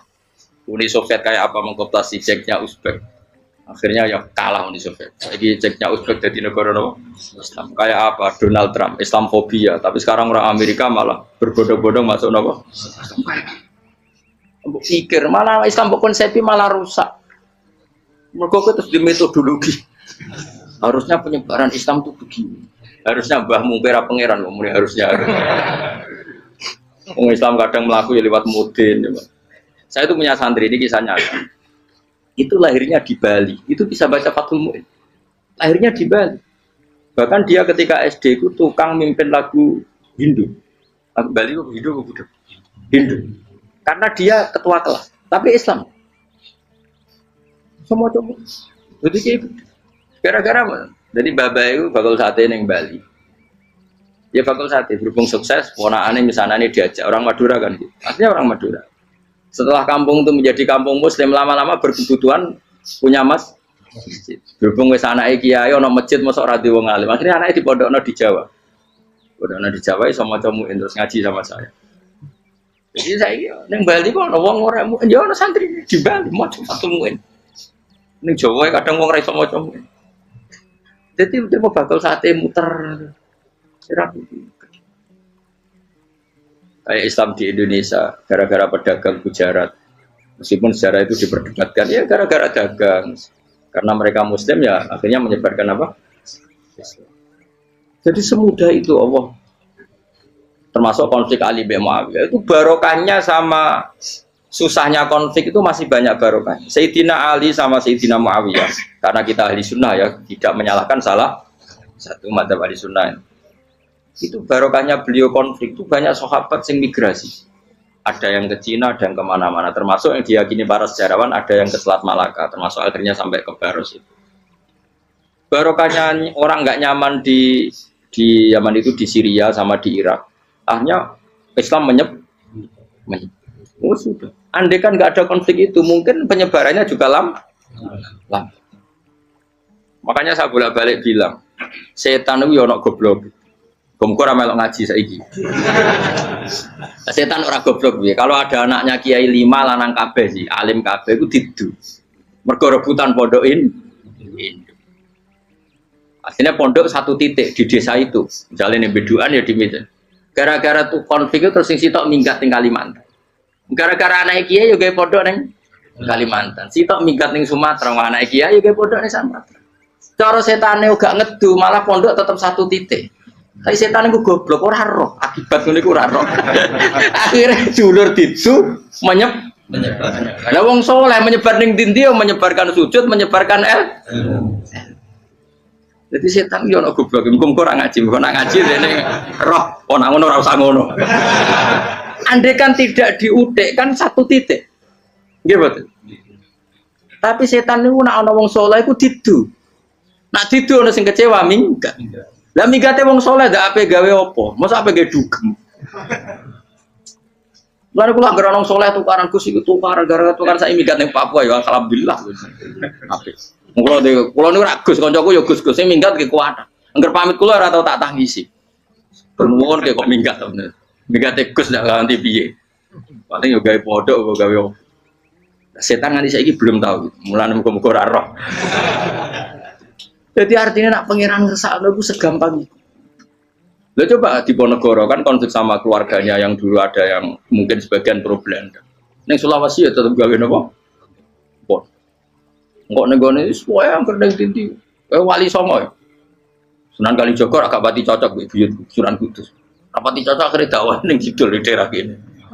So akhirnya ono, yo mono tawai rong khatam terus dari Islam macam-macam. Satu terus no. Tapi ya baru kayak ono Islam dok Tingkir, dok Solo, dok Jog. Cara rapat itu karan Sunan Kalijaga menyewangi Sunan Kudus, Sunan Bonang dan gue berhubung baru kayak itu karan sidik-sidik. Jadi bahasa saya itu buyut-buyut itu Sunan Kudus itu dukung Arya Nopo. Penangsa, sekali Joko dukung mungkin itu, setuju ya. Pokoknya kurang satu terus nih. Wah saya mau Jogja diulang putus, buyut-buyut keluar itu dianggutus. Serasa dijero-jero. Jelas barokah. Mau meratu karan ya utak-utak neng Pantura. Barokah itu karan ya. Jadi, tapi rasa terus nangono tukaran barokah rasa meningon. Pokoknya apa yang ngangeran sing ngersakno kabeh baru. Tapi rasa diciptakan. Ono suami istri pegatan terus. Ya kadang ya baru kasing wedok untuk bojo luwih bener. Akhirnya alhamdulillah saiki bojo wapiah. Padahal sing lanang tau GR, wah pegat iso apa ya piye malah apik. Iku pangeran. Makanya mikir Islam yo mikir. Sekarang kan ndak orang terlalu semangat Islam terus dia konsep Islam harus menguasai negara. Akhirnya memaksakan jadi pemimpin. Jadi Islam harus kultural. Akhirnya kejawen Islam. Muat Islam kudu kaya, jebule kedunyan dekane. Islam kudu fikih, bebas hisab, kefikiran akhirnya buruh Cina. Justru kakean konsep wis mari kuwajib. Lah ya ana sing wah Islam kudu sugih, nek sugih ben kuat. Jebule bareng sugih kedu. Ana sing milih fikir ae ben tambah hisab, kefikiran Islam buruh Cina. Islam harus merebut negara supaya ada konsep khilafah. Pas ngrebute wis ngafir-ngafir wong akeh. Pas prosesnya wis dadekno perkara. Islam harus kultural, juga main-main gong wae malah sindinan terus. Rasido dakwah, mergo kakean apa? Kultural ora usah dikonsepis ben mlaku. Pangeran dhewe sing ngatur Islam. Kayak apa agama ini pernah ditinggal orang-orang terbaik. Mulai para sahabat tabi'in sampai wali songo, nyatanya tetap iku nunjukno agama ini diurusi Allah Subhanahu wa taala. Napa khidmah wae? Kayak saya yang mengkhidmati Islam. Khidmah itu berbakti memberi pelayanan pada Islam. Tapi ra usah ngrasa mimpin apa Islam, apalagi membuat konsep untuk Islam. Justru konsep kita ini nanti yang merusak. Karena tadi ngendikan ulama-ulama wa inna minal ilmi la jahlan. Kadang ilmu itu tetap melahirkan kebodohan. Kenapa? Ketika ulama ditanya, innal ilmi tuhyanan katuhyanil mal, karena ilmu itu punya keangkuhan, kelajutan kayak lacutnya harta. Misalnya gini, saya seorang faqih. Ditanya sesuatu yang tidak mendesak pun saya jawab, hanya karena mempertahankan kredibilitas saya sebagai seorang faqih. Padahal jawaban saya itu malah bahaya bagi is. Misalnya gini, contoh gampang. Ada orang misalnya Ruhin baru tobat, dia sholatnya salah, rukuknya salah. Terus saya ditanya sama Fauzi, ke sholatnya Ruhin siapa enggak? Wong dia enggak memenuhi syarat dan rukun. Tentu saya sesuai disiplin fikih saya bilang enggak sah. Karena harus sujudnya ngongkrong atau dia sholatnya fatihahnya ada. Padahal andaikan saya ada jawab lebih baik. Karena apa? Bisa saja menurut Allah sholatnya dia enggak sah secara fikih tapi diterima Allah. Karena dari tidak sholat menjadi sholat. Itu kan ibarat begini. Orang makan tela yang agak-agak beracun, tapi tidak racun yang mematikan. Itu baik apa enggak? Ya tidak baik jawabannya. Tapi kalau bandingannya daripada tidak makan sama sekali, tentu baik makan. Nah, kesalahan itu yang, makanya kata Imam Ghazali, kesalahan itu yang dialami para fuqaha mu'asirun sekarang. Setiap pertanyaan itu dijawab. Dan ironisnya karena sesuai disiplin. Ya tidak bisa, makanya saya pernah punya teman divonis dokter 2 bulan lagi mati.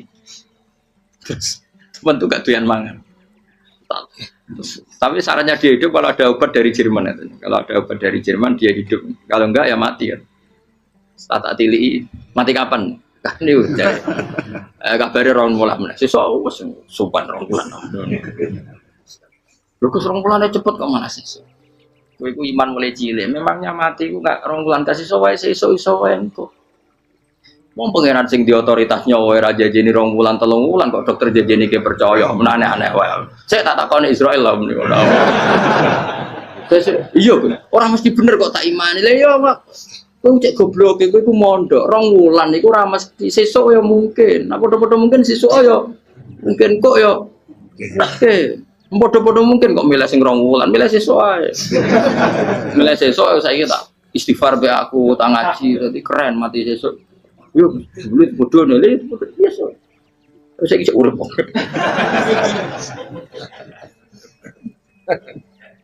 Ya karena tadi sesuatu yang enggak otoritasnya itu kita ini kan jadi orang aneh. Agama mulai dulu mengajarkan kita beribadahlah kepada Allah seakan-akan kamu mati besok.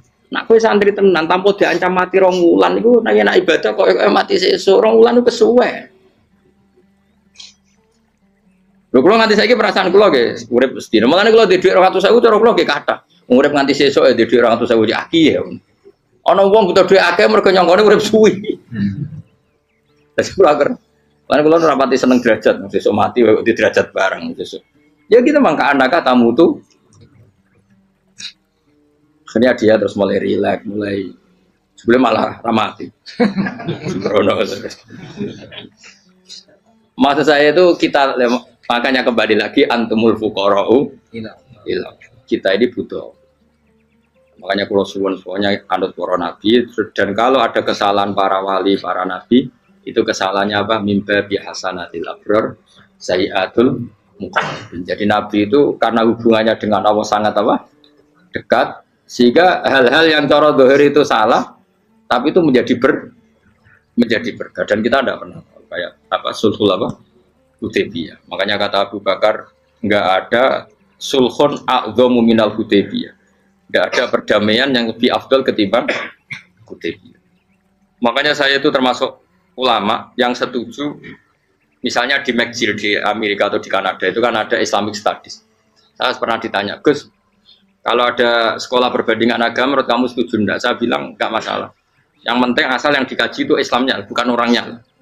Kalau yang dikaji orangnya ya copet Indonesia ya Muslim. Kadang koruptornya ketua partai Islam. Wonge kan macem-macem. Yang dikaji Islamnya loh, asal yang dikaji Islamnya. Jangan orangnya. Orangnya bulat-bulat. Wah, juara lah no. Juara. Karena pikiran saya niru Hudaybiyah. Ketika Islam didiskusikan secara masif, tetap yang unggul itu Islam. Makanya Rasulullah minta, enggak apa-apa, semua percakapan saya setujui, cuma jangan larang orang mendiskusikan Islam. Artinya di Mekah, di Darun Nadwa, di pojok-pojok kampung, di perapatan-perapatan orang tanya, sebetulnya Muhammad itu maunya apa? Mereka ada yang bilang, ya Muhammad kepinginnya wong nyembah pangeran. Pangeran itu apa sih gaya langit bumi? Akhirnya sih itu, iya, pangeran ya pantas sih gaya langit bumi. Pangeran ulah tahu saya apa-apaanan. Soalnya yang mulai cerita, iya aku tahu nyembah. Pas tuyoi luwak. Sampai aku izin pangeran tuyoi. Soalnya yang cerita mana, aku tahu pas nyembah, pas tangannya copok. Waktu cerita kenaifannya pangeran itu. Ya gara-gara boleh dulu nggak boleh dilarang oleh negara. Dari itu pinterin Nabi ya. Mau aku jaluk orang boleh mendiskusikan. Karena kalau didiskusikan pasti ja'al haqqu wa zahaqal. Mohon kalau terus nanya. Inna wa yusmi'u may yasha wa ma anta bimusma'in man fil kubur. Fa alam tarono ta ora ngerti sira eta alam tekse ora ngerti sira ana wa ing satuna wa ta'ala iku anzala nurono sapa Allah minas sama'i sanging langit. Awan nurono ma'an ing banyu. Fa akhrajna mongko ngetokno sapa ingsun fi tetep ing dalam dawa akhirna iltifatun ta iltifat. Iltifat itu pindah anil ghaibati sanging dhamir ghaib. Mestine kan fa akhraja, tapi dadi napa? Fa akhrajna. Harusnya kan Allah menurunkan hujan dari langit kemudian Allah mengeluarkan beberapa buah. Tapi diganti apa? Fa akhrajna. Kemudian kita Allah maksudnya. Kami Allah menurunkan bihi sebab anane mak samarot ing boro-boro buah. Mukhtalifan ingkang werna-werna apa alwanuha pira-pira wernane samarot. Maksudnya Allah ingin menunjukkan kekuasaan. Sekarang orang sama-sama dari sperma. Ada yang kafir, ada yang mukmin, ada yang kriting, ono sing bangir, ono sing elek. Anggap aja kayak buah. Buah itu dari tanah yang sama, dari air yang sama. Kemudian melahirkan buah yang beda. Memangnya misalnya buah sing kecut ya ning bumi Indonesia, pinggirnya ditanduri pelem manis yo neng bumi Indonesia. Mestinya kan kalau buminya sama kan nak kecut kabeh, nak manis. Tapi ternyata enggak. Allah bikin buah yang macam-macam rasanya, macam-macam warnanya dari tanah yang satu, dari air yang satu. Itu kenapa begitu? Ya saking kudrahnya Allah, saking kekuasaan Allah. Mukhtalifan khali warna-warna apa alwanu berapa warnane samarot kafdoro kaya dene ijo. Wa ahmarolan abang wa asfarolan asfar. Asfar itu agak kekuningan. Wa irialan yani kabeh. Wa minal jibalilan iku setengah saking boro-boro gunung judadun uta boro-boro dalan. Delala Allah masih ada gunung sing tak tahu diambah manusa lah ya. Delala ada desain alam yang paling layak ada ya selalu ada yang layak dilewati jam wujuda tori konteks dalan fil jibalihi lan liyane napa jabal bidon kang putih-putih jadi kados gunung-gunung teng Indonesia.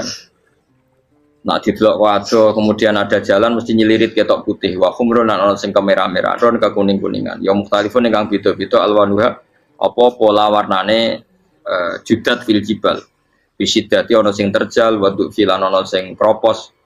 Yes kaya gunung-gunung itu kan ana sing apa cengkramane ku enak berarti sidah ana sing napa dari tanah sing napa kropos wa qara bi husud lan pira-pira watu kemloso piye kuna manane kemloso watu besar sudun kang ireng-ireng atfun ala judat suhur nek pira-pira watu syadidatu sawati kang banget ireng.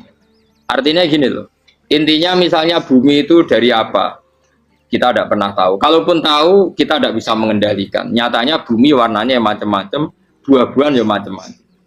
Iku nunjukno kabeh iku kudrahe Allah Subhanahu wa taala. Yuqalu den ucapno kaciran kang akeh aswadu tur banget ireng hirbibun wa qalilun hirbib aswad. Niku bahasa mawon guys, pokoke wong Arab niku biasa ireng banget, ireng jelinteng. Lah ngeten. Aswad itu maknane iku wong Jawa lho, nek muni ireng banget misal ireng jelinteng. Pokoknya wis ireng disifati sesuatu yang mempertegas apa kehitamannya. Wa minan nasilan setengah sang manusa wa dawabilan pira-pira kewan walanamilan pira-pira raja kaya. Jadi kalau dawab itu mulai melata ya dawab, mulai kodok ya dawab. Nanti mulai kewan apa saja itu dawab. Kalau an'am itu lebih yang agak terhormat kayak apa? Kambing, kayak unta, sapi itu masuknya apa? An'am mukhtalifun utai sing beda-beda apa alwan pira-pira warnane iki kabeh. Ya kadhalik kaya warnane pira-pira kewan. Pira-pira tanduran. Jadi maksudnya ngeten nih. Kalau sampean nangan-nangan misalnya sapi putih, engko tahu-tahu dia anak rodok kemerah-merahan, engko dia anak ke hitam dari mani yang sama. Dulu-dulunya misalnya enggak Gus, kalau hitam itu pasti babanya ada yang agak hitam. Senajan toh sekarang pas bapaknya, indukannya, ibunya sudah putih. Tapi tetap aja asal usulnya dari satu. Ya tetap asal usulnya dari satu. Sekarang jadi variasi banyak, tetap asal usulnya satu. Kok sampai beda-beda itu kabeh kekuasaane Allah. Kastilah visi mari kaya dene bedane boro-boro buah wal jibalilan. Yang memahami itu semua tentu ulama. Innama yakhsyallaha min ibadihil ulama. Innama yakhsam sine wedi banget Allah min ibadi sing boro-boro kaulane Allah sapa ulama boro-boro ulama. Allah itu menilai itu tidak sama dengan pikiran kita. Makanya kubu sebelah itu terlalu ekstrem, memaksa Allah berpikiran kayak dia. Satu karena kurang ngaji. Nomor dua ya tadi emosinya lebih tinggi ketimbang intelektualnya. Ini penting saya utarakan. Ternyata orang yang nyuap tadi apa nilainya plus, yaitu dia iman sama dawai Rasulullah Shallallahu Alaihi Wasallam. Kalau yang namanya saksi itu penting. Cuma dia mendapat cara itu lewat suap. Tapi kan iman.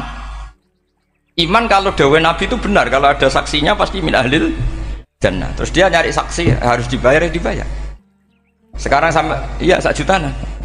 Sekarang saya tanya di KPPS atau di mana-mana saksi pemilu itu dibayar enggak? Dibayar sah apa enggak? Sah. Jadi kadang kebenaran itu harus dibayar. Ini penting saya utarakan karena ada orang perempuan cantik dirayu, digaji supaya main di niklab dibayar jadi orang maksiat. Lalu mungkin ada ustadz gaji dia, bayar dia supaya mondok. Gak tahu terusannya apa, terus diwayah apa enggak tahu saya.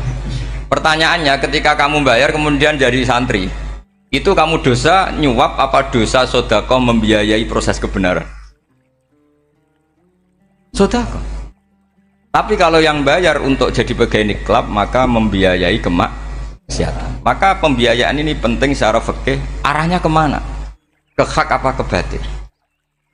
Jika di Fathul Mu'in diterangkan, misalnya ada orang layak jadi pemimpin, dan kemudian rivalnya itu orang yang menyesatkan atau calon perusak bangsa, ya, maka calon pemimpin yang soleh itu wajib berkompetisi meskipun bibadlil mal. Karena kalau yang memimpin orang fasik, kampung ini rusak. Kalau yang memimpin orang soleh, kalau nggak bayar juga nggak jadi, maka wajib bayar. Lah yang soleh bayar ini berstatus sedekah, tapi yang batil ini berstatus suap. Kenapa demikian? Karena yang namanya riswah atau ada yang baca ruswah adalah pembayaran untuk mengehakkan barang batil dan membatilkan barang hak. Sementara pembiayaan orang soleh adalah untuk memperkuat hak. Nah orang tuh nggak tahu, yang ngajinya ndak hatam-hatam tuh taunya pokoknya ar-rosi wal murtasi benar. Tapi nggak pernah mikir lalu definisi riswah atau ruswah itu apa. Ini bukan provokasi supaya semua calon bupati gubernur nyuap, ndak, hanya nyuruh mereka sodako saja. Jadi kalau nggak jadi, tapi sodako betul ya, kalau nggak jadi ya tetap ikhlas, mau dari awal memang sodako. Lah soal geremeng ya bawaan manusia gitu ya. Ya nggak apa-apa, namanya tetap geremeng. Ini penting saya utarakan, makanya menurut saya itu bangga dengan Pak Hamid karena sepupu mbah saya itu karena alimnya. Meskipun banyak orang mensifati beliau wali dan memang wali betul, tapi saya tetap menstatuskan beliau orang alim yang dari kelaziman alim itu beliau wali. Jangan dibalik, wali dulu baru alim. Karena dalam beliau orang lasem dan kaidah di lasem itu fakullu alimin waliyullah walaysa kullu waliyillah aliman. Jadi kalau kaidah di daerah Jawa Tengah itu semua orang alim pasti wali, tapi kalau wali tidak mesti alim. Sehingga kalau menstatuskan alim itu keren, kalau di Jawa Tengah status alim itu keren. Dan soal keramat yang kaitannya dengan Mbah Mun itu masyhur itu dulu ketika Mbah Hamid santai-santai sama Pak D. Taifur sama keluarga lah. Beliau mau istirahat, kemudian yang datang Kiai Maimun, Mbah Mun zaman itu masih dipanggil Gus. Apa pur, ada Pak Taifur di situ. Kata Pak D. Taifur, kalau manggil Pak D itu Gus Mun. Dan itu Mbah Hamid ngendikan rojulun alimun, ada Pak Taifur, orang lelaki yang alim yang wali. Di beliau muji Mbah Mun juga alimun dulu, rojulun alimun wali. Ini penting saya utarakan karena kesanatan keilmuan beliau jelas dari beberapa keluarga di Lasem. Karena di daerah Fakhriyah itu yang tempat lahirnya Pak Hamid juga lahirnya mbah saya. Itu mbah-mbahnya sudah orang alim, termasuk Kiai Sidik Jember itu juga lahirnya di kawasan pondoknya Pak Hamid Fakhriyah. Dan Kiai Sidik punya anak yang namanya Ahmad Sidik yang jadi apa? Rois Am yang sekarang ada Gus Wirjon macam-macam, itu semuanya juga keluarga Lasem. Nah saya cerita keluarga ini penting bukan karena tafakhur atau tabai, bukan, karena Allah itu membuat satu tradisi besar memang lewat dzurriyyah. Sehingga Allah ngendikan misalnya ulaikal ladzina an'ama Allahu 'alaihim minan nabiyyin min dzurriyyati Adam wa mimman hamalna ma'anuh wa min dzurriyyati Ibrahim wa Israila wa mimman hadaina wastabaina. Karena tanpa dzurriyyah itu enggak ada tradisi, enggak ada kultur. Misalnya saya menjadi hafal Quran, dulu bapak saya itu tiap zaman Pak Hamid masih sugeng, yang semaan di sini itu pasti bapak saya, namanya Kiai Haji Nur Salim. Kadang diajak baca Quran di kamarnya Kiai Hamid. Karena kalau bapak saya itu mantu ponaan sama Pak Hamid. Itu dulu bapak saya memotivasi saya supaya hafal Quran itu gini, hak kowe kudu hafal Quran. Nak kowe hafal Quran, iku kepaten obor. Kok anak merapal luwe duwe alasan. Jadi kalau ada Gus tidak alim itu mesti salah bapaknya. Karena kalau bapaknya bisa baca Wahab, anaknya mau baca primbon tuh malu. Tapi kalau bapaknya sudah bacanya WA, anaknya jadi primbon. Era cucu sudah dukun. Era cucu sudah kayak Dimas Kanjeng, nanti itu pasti.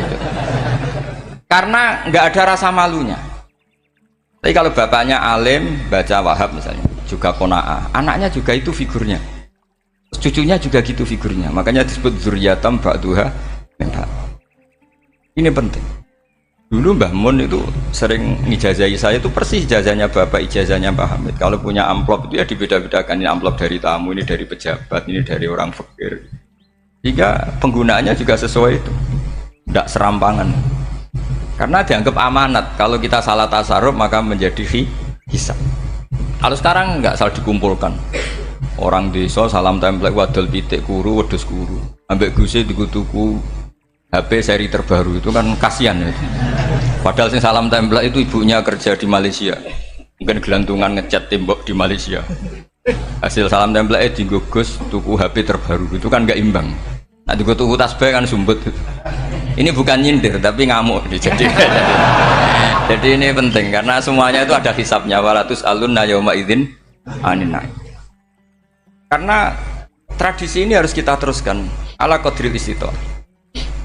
Karena itu nanti yang mengawal ilmu. Kemudian termasuk tradisi mengakui santri goblok, ini penting. Itu enggak ada santri sebarokah santri goblok. Makanya dulu Mbah Mun, Mbah Hamid, Kiai Alim itu kalau sama santri goblok ya tidak benci. Enggak kayak sekarang semua orang bikin sekolah unggulan. Sekolah unggulan itu kritik saya hanya memproduksi orang-orang yang nantinya mendapat. Kalau kamu punya santri hafal Quran, nanti hadiahnya umroh. Tanglanya umroh, santri pinter hadiahnya beasiswa. Tapi hubungannya sama negara itu mendapat. Sementara santri yang goblok hidup di pedalaman Kalimantan karena di sana belum ada masjid, bikin masjid dia. Sebagian hartanya dipakai masjid, sebagian hartanya dipakai bangun masjid. Ini yang goblok pendiri masjid, yang pinter pengajian di masjid dibisaroi uang kas masjid.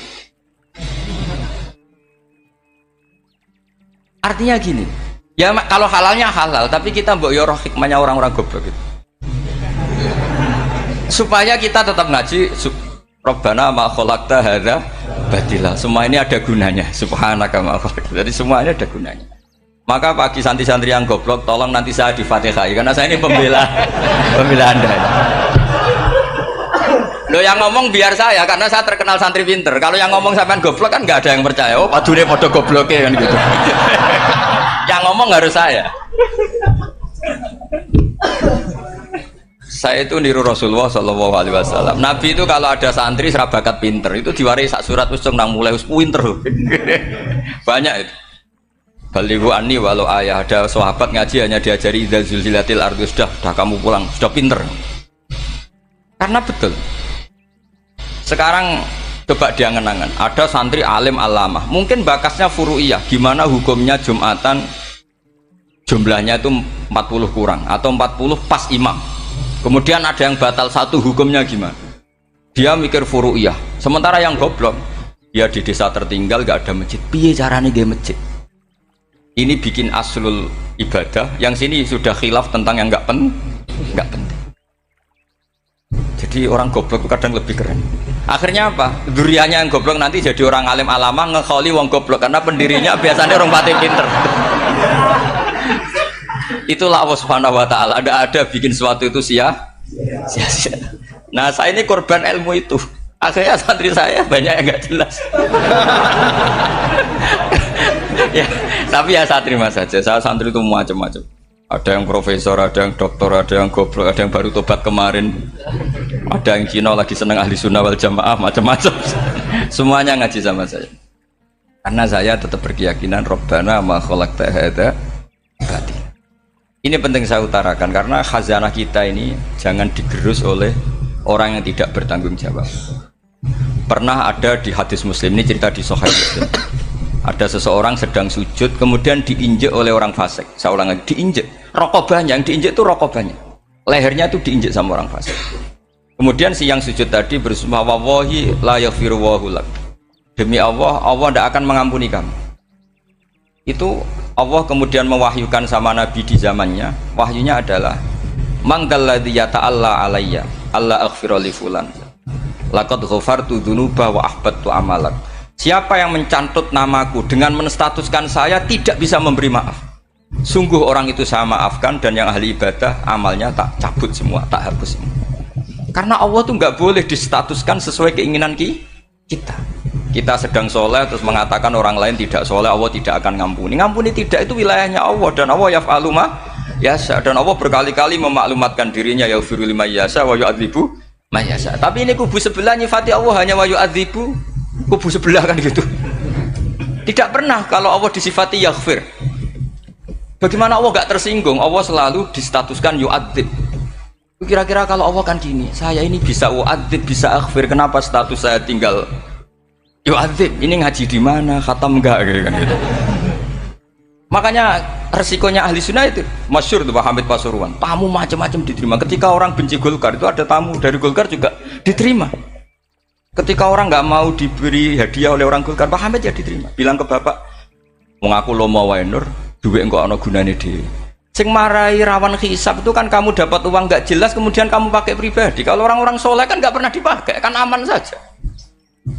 Loh, dihisab apanya? Wong hanya peralon. Kalau istilahnya Pak Hamid itu peralon. Datang diberikan orang lagi, datang diberikan lagi. Kalau kena kamu kan hisab. Terus kamu nyate makan wareg glegeken, nah itu uangnya nggak jelas dipakai nyate glegeken, ya mesti hisab. Kalau nggak jelas ya disedekahkan. Kalau ingin bebas apa? Hisab. Tapi kalau sering sedekah biasanya nggak bebas dari miskin.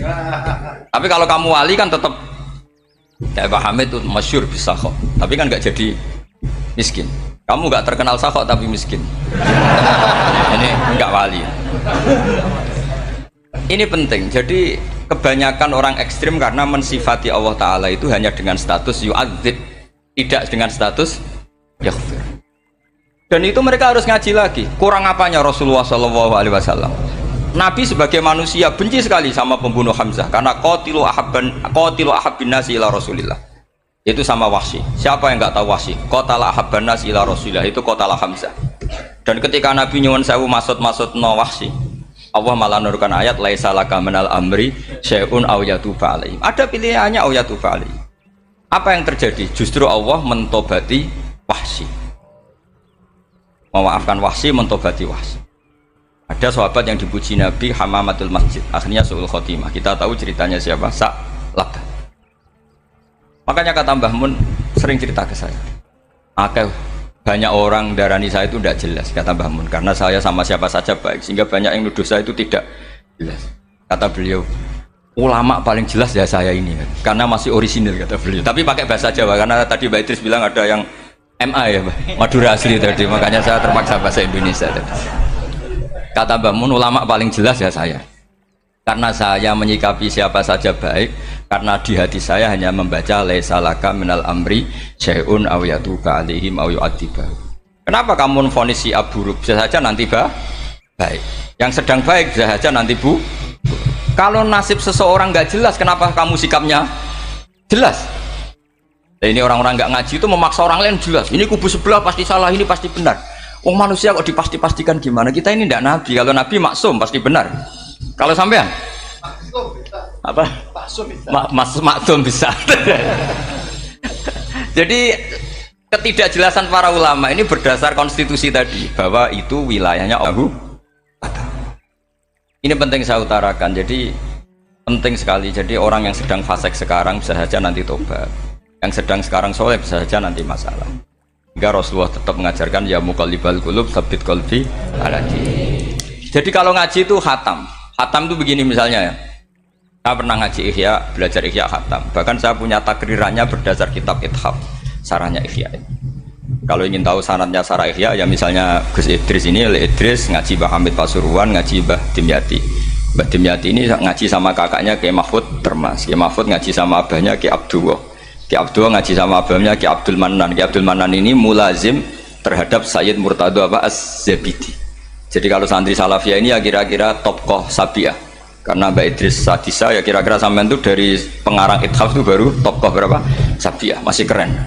Turun pitu. Masih kaya lah. Lah kamu kok miskin? Turun ke wolu katanya kan. Jadi nanti kalau masih keren. Itu sampean ngaji kitab kalau khatam. Saya ulang lagi kalau khatam. Itu memang ada bab-bab di mana ulama itu harus tegas, harus tafrik bainal haqqi wa bainal batil. Oke, itu bagus. Mana yang hak, mana yang batil kita bedakan. Di bab itu bagus. Tapi kalau nanti kamu ngaji bab tawadhu, lihat di Bidayatul Hidayah atau di semua kitab tasawuf, bab tawadhu itu kalau melihat kamu orang kafir, kamu melihat orang apa? Kafir. Ini aso ma'akufri, ini maksiat wajar dia kafir. Saya ini muslim kok maksiat. Fadzam bi akbah, maka dosa saya lebih buruk. Melihat orang tua, mesti hada aksaru ibadatan. Ini lebih tua, pasti ibadahnya lebih banyak. Nanti kalau melihat anak kecil, hada azharu minni sinnan, pasti maksiatnya banyak saya. Jika terus evaluasi gitu sehingga nggak pernah takabur. Misalnya di sini, saya ini kan gayanya keren, duduk di atas sampean di bawah. Gayanya tok, hakikatnya sampean lebih sombong karena memerintahkan saya. Jadi panitianya itu, makanya saya merasa tawadhu saja meskipun berdiri. Karena hakikat saya ini makmur, diperintah. Panitia ini, penyelenggara ini amir, pemerintah. Kira-kira sombong mana? Itu sekali saya tidak memaafkan, finnar itu.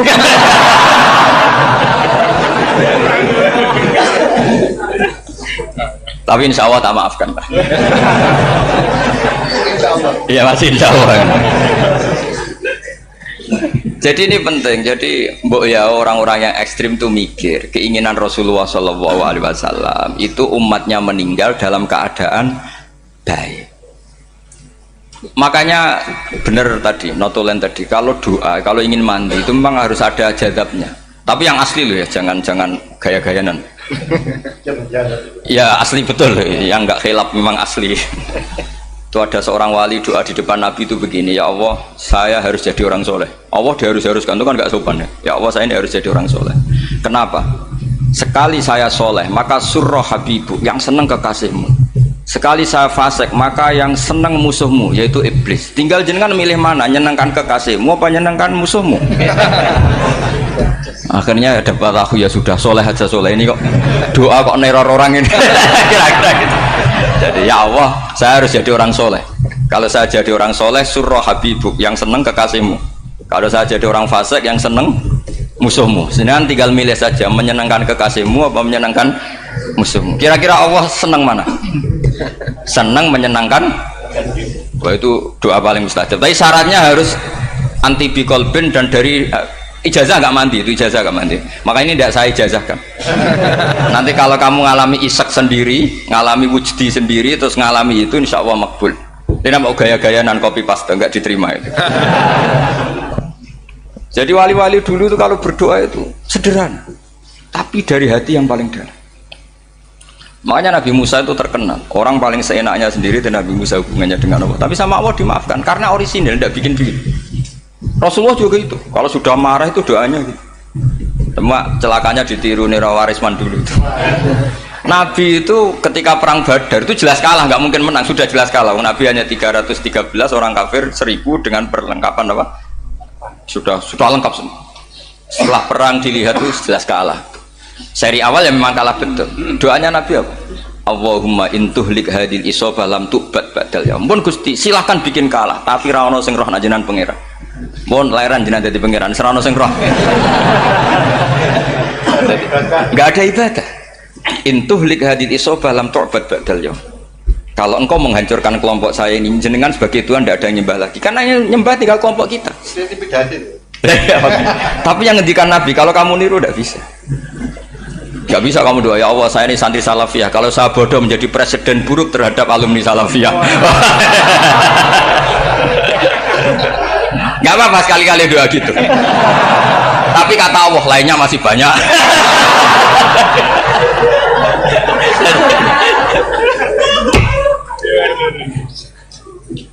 Tapi itu syaratnya tadi harus ada al-wujdi wasima. Jadi makanya Imam Ghazali punya kitab al-wujdi wasima. Karena ada masrob, ada syarab. Jadi wali ngikuti para nabi itu ada masrob, ada syarab. Sehingga perasaannya itu beda. Saya punya sekian contoh. Makanya tadi saya bilang di sini yang cerita nanti tak baca Arabnya ya, tabarruk dengan jamil apa kalim. Jadi Nabi menyontohkan gini ya. Hubungannya Nabi dengan umatnya itu kata Rasulullah ibarat orang punya unta atau sapi yang susah itu. Yang sarodat itu berat. Kalau bahasa sini apa betul? Yang larat ya Pak? Melayu. Terus orang-orang lain ingin membantu, kubu sebelah ingin bantu, tapi ketika mereka ingin bantu malah unta ini tambah lari karena asing. Semua selain pemiliknya ini kan bagi unta itu asing. Jadi mau dibantu ditangkap tambah lari karena ini orang asing semua. Ngajinya agak jelas, asalnya agak jelas, tapi mau ikut umat Islam ini asing semua. Akhirnya kata Nabi yang punya unta tadi datang, kemudian ngambil rumput, terus unta itu dipanggil, kemudian unta itu ngikuti. Kata Nabi, ibarat saya seperti itu. Kalau saya yang memimpin Islam, saya yang merawat umat saya, maka umat akan mudallalah, akan nurut. Tapi kalau yang rumat kalian, malah Islam menjadi kacau. Kenapa menjadi kacau? Karena tadi nyifati Allah saja salah. Orang Islam baik dihukumi kafir hanya karena tahlilan, hanya karena manakiban dihukumi kafir. Sekarang inginnya Nabi orang menjadi muslim apa kafir? Inginnya Nabi orang menjadi muslim apa kafir? Muslim.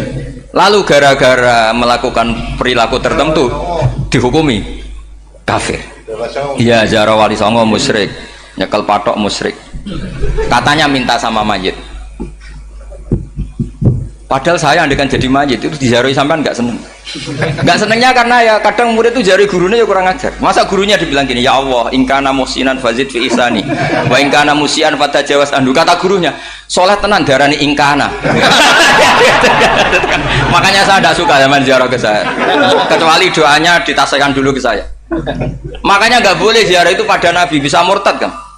Coba itu baca di depan Nabi, murtad gak? Ya Allah, kali ini baik maka gini, kalau buruk masa Nabi baiknya ingkana. Lah orang-orang yang menyerang kita kan itu gak ada zaman sahabat doa seperti itu. Ya mesti gak ada, mana mungkin sahabat baca itu di depan Nabi. Masa Nabi didoain, ya Allah kalau dia baik maka fazid, maka kalau dia buruk, ya gak mungkin. Lah mereka nyerang kita itu gak ada dalam sejarah sahabat. Ya sahabat kok nahlilin Nabi juga Nabi mau didoain maghfir lahu. Kan ngenyek kanjeng Nabi jadi ngono ighfir lahu. Ya mesti saja sahabat gak akan tahlilan. Yang kabudut itu Rasulullah, bahkan diistilahkan kabudut saja salah. Intaqala ila rafiqil ala. Nah kalau sampai harus ditahlili, kalau enggak yang rokok betul. Amalnya pas-pasan, dosanya berkelanjutan. Kondak gimana? Punya tanah warisan yang hasil ngerebut milik orang lain. Kamu sudah mati, dipakai anak cucumu. Ini berkelanjutan nggak dosanya? Berkelanjutan, berseri-seri. Mereka kalau nyerang kita kan sahabat tidak melakukan itu untuk Nabi, ya nggak mungkin lah sahabat mendoakan itu pada Nabi, kan nggak mungkin. Coba kalau kamu jadi mayit, terus kamu gurunya, terus ada murid kamu bilang Allahumma ingkana musinat fazid fi isani wa ingkana musian fatajawas anhu. Mesti kalau kamu bisa bangun. Ya Allah, cong meyakini saya soleh itu masih ingkana. Kalau guru saya soleh maka, kalau guru saya buruk maka, itu kan taklek namanya, Pak. Itu kan kurang ajar. Loh, saya tidak pernah doa gitu di depan Muhammad Basuran, tidak pernah. Saya kalau doakan bangun ya tidak pernah gitu. Allahumma ali darajati fil jannah gitu. Saya nggak pernah ingkana nggak pernah. Karena andekan itu saya juga sama engkau. Cuma kalau ada orang doa di bangun gitu ya karena orang lain ya tak biarin. Tapi saya tidak bilang amin, ya biarin aja sudah. Tapi kalau santri sarang nggak usah lah doa ya apa? Ingkana kok. Masa meyakini solehnya gurunya kok nunggu apa? Enggak.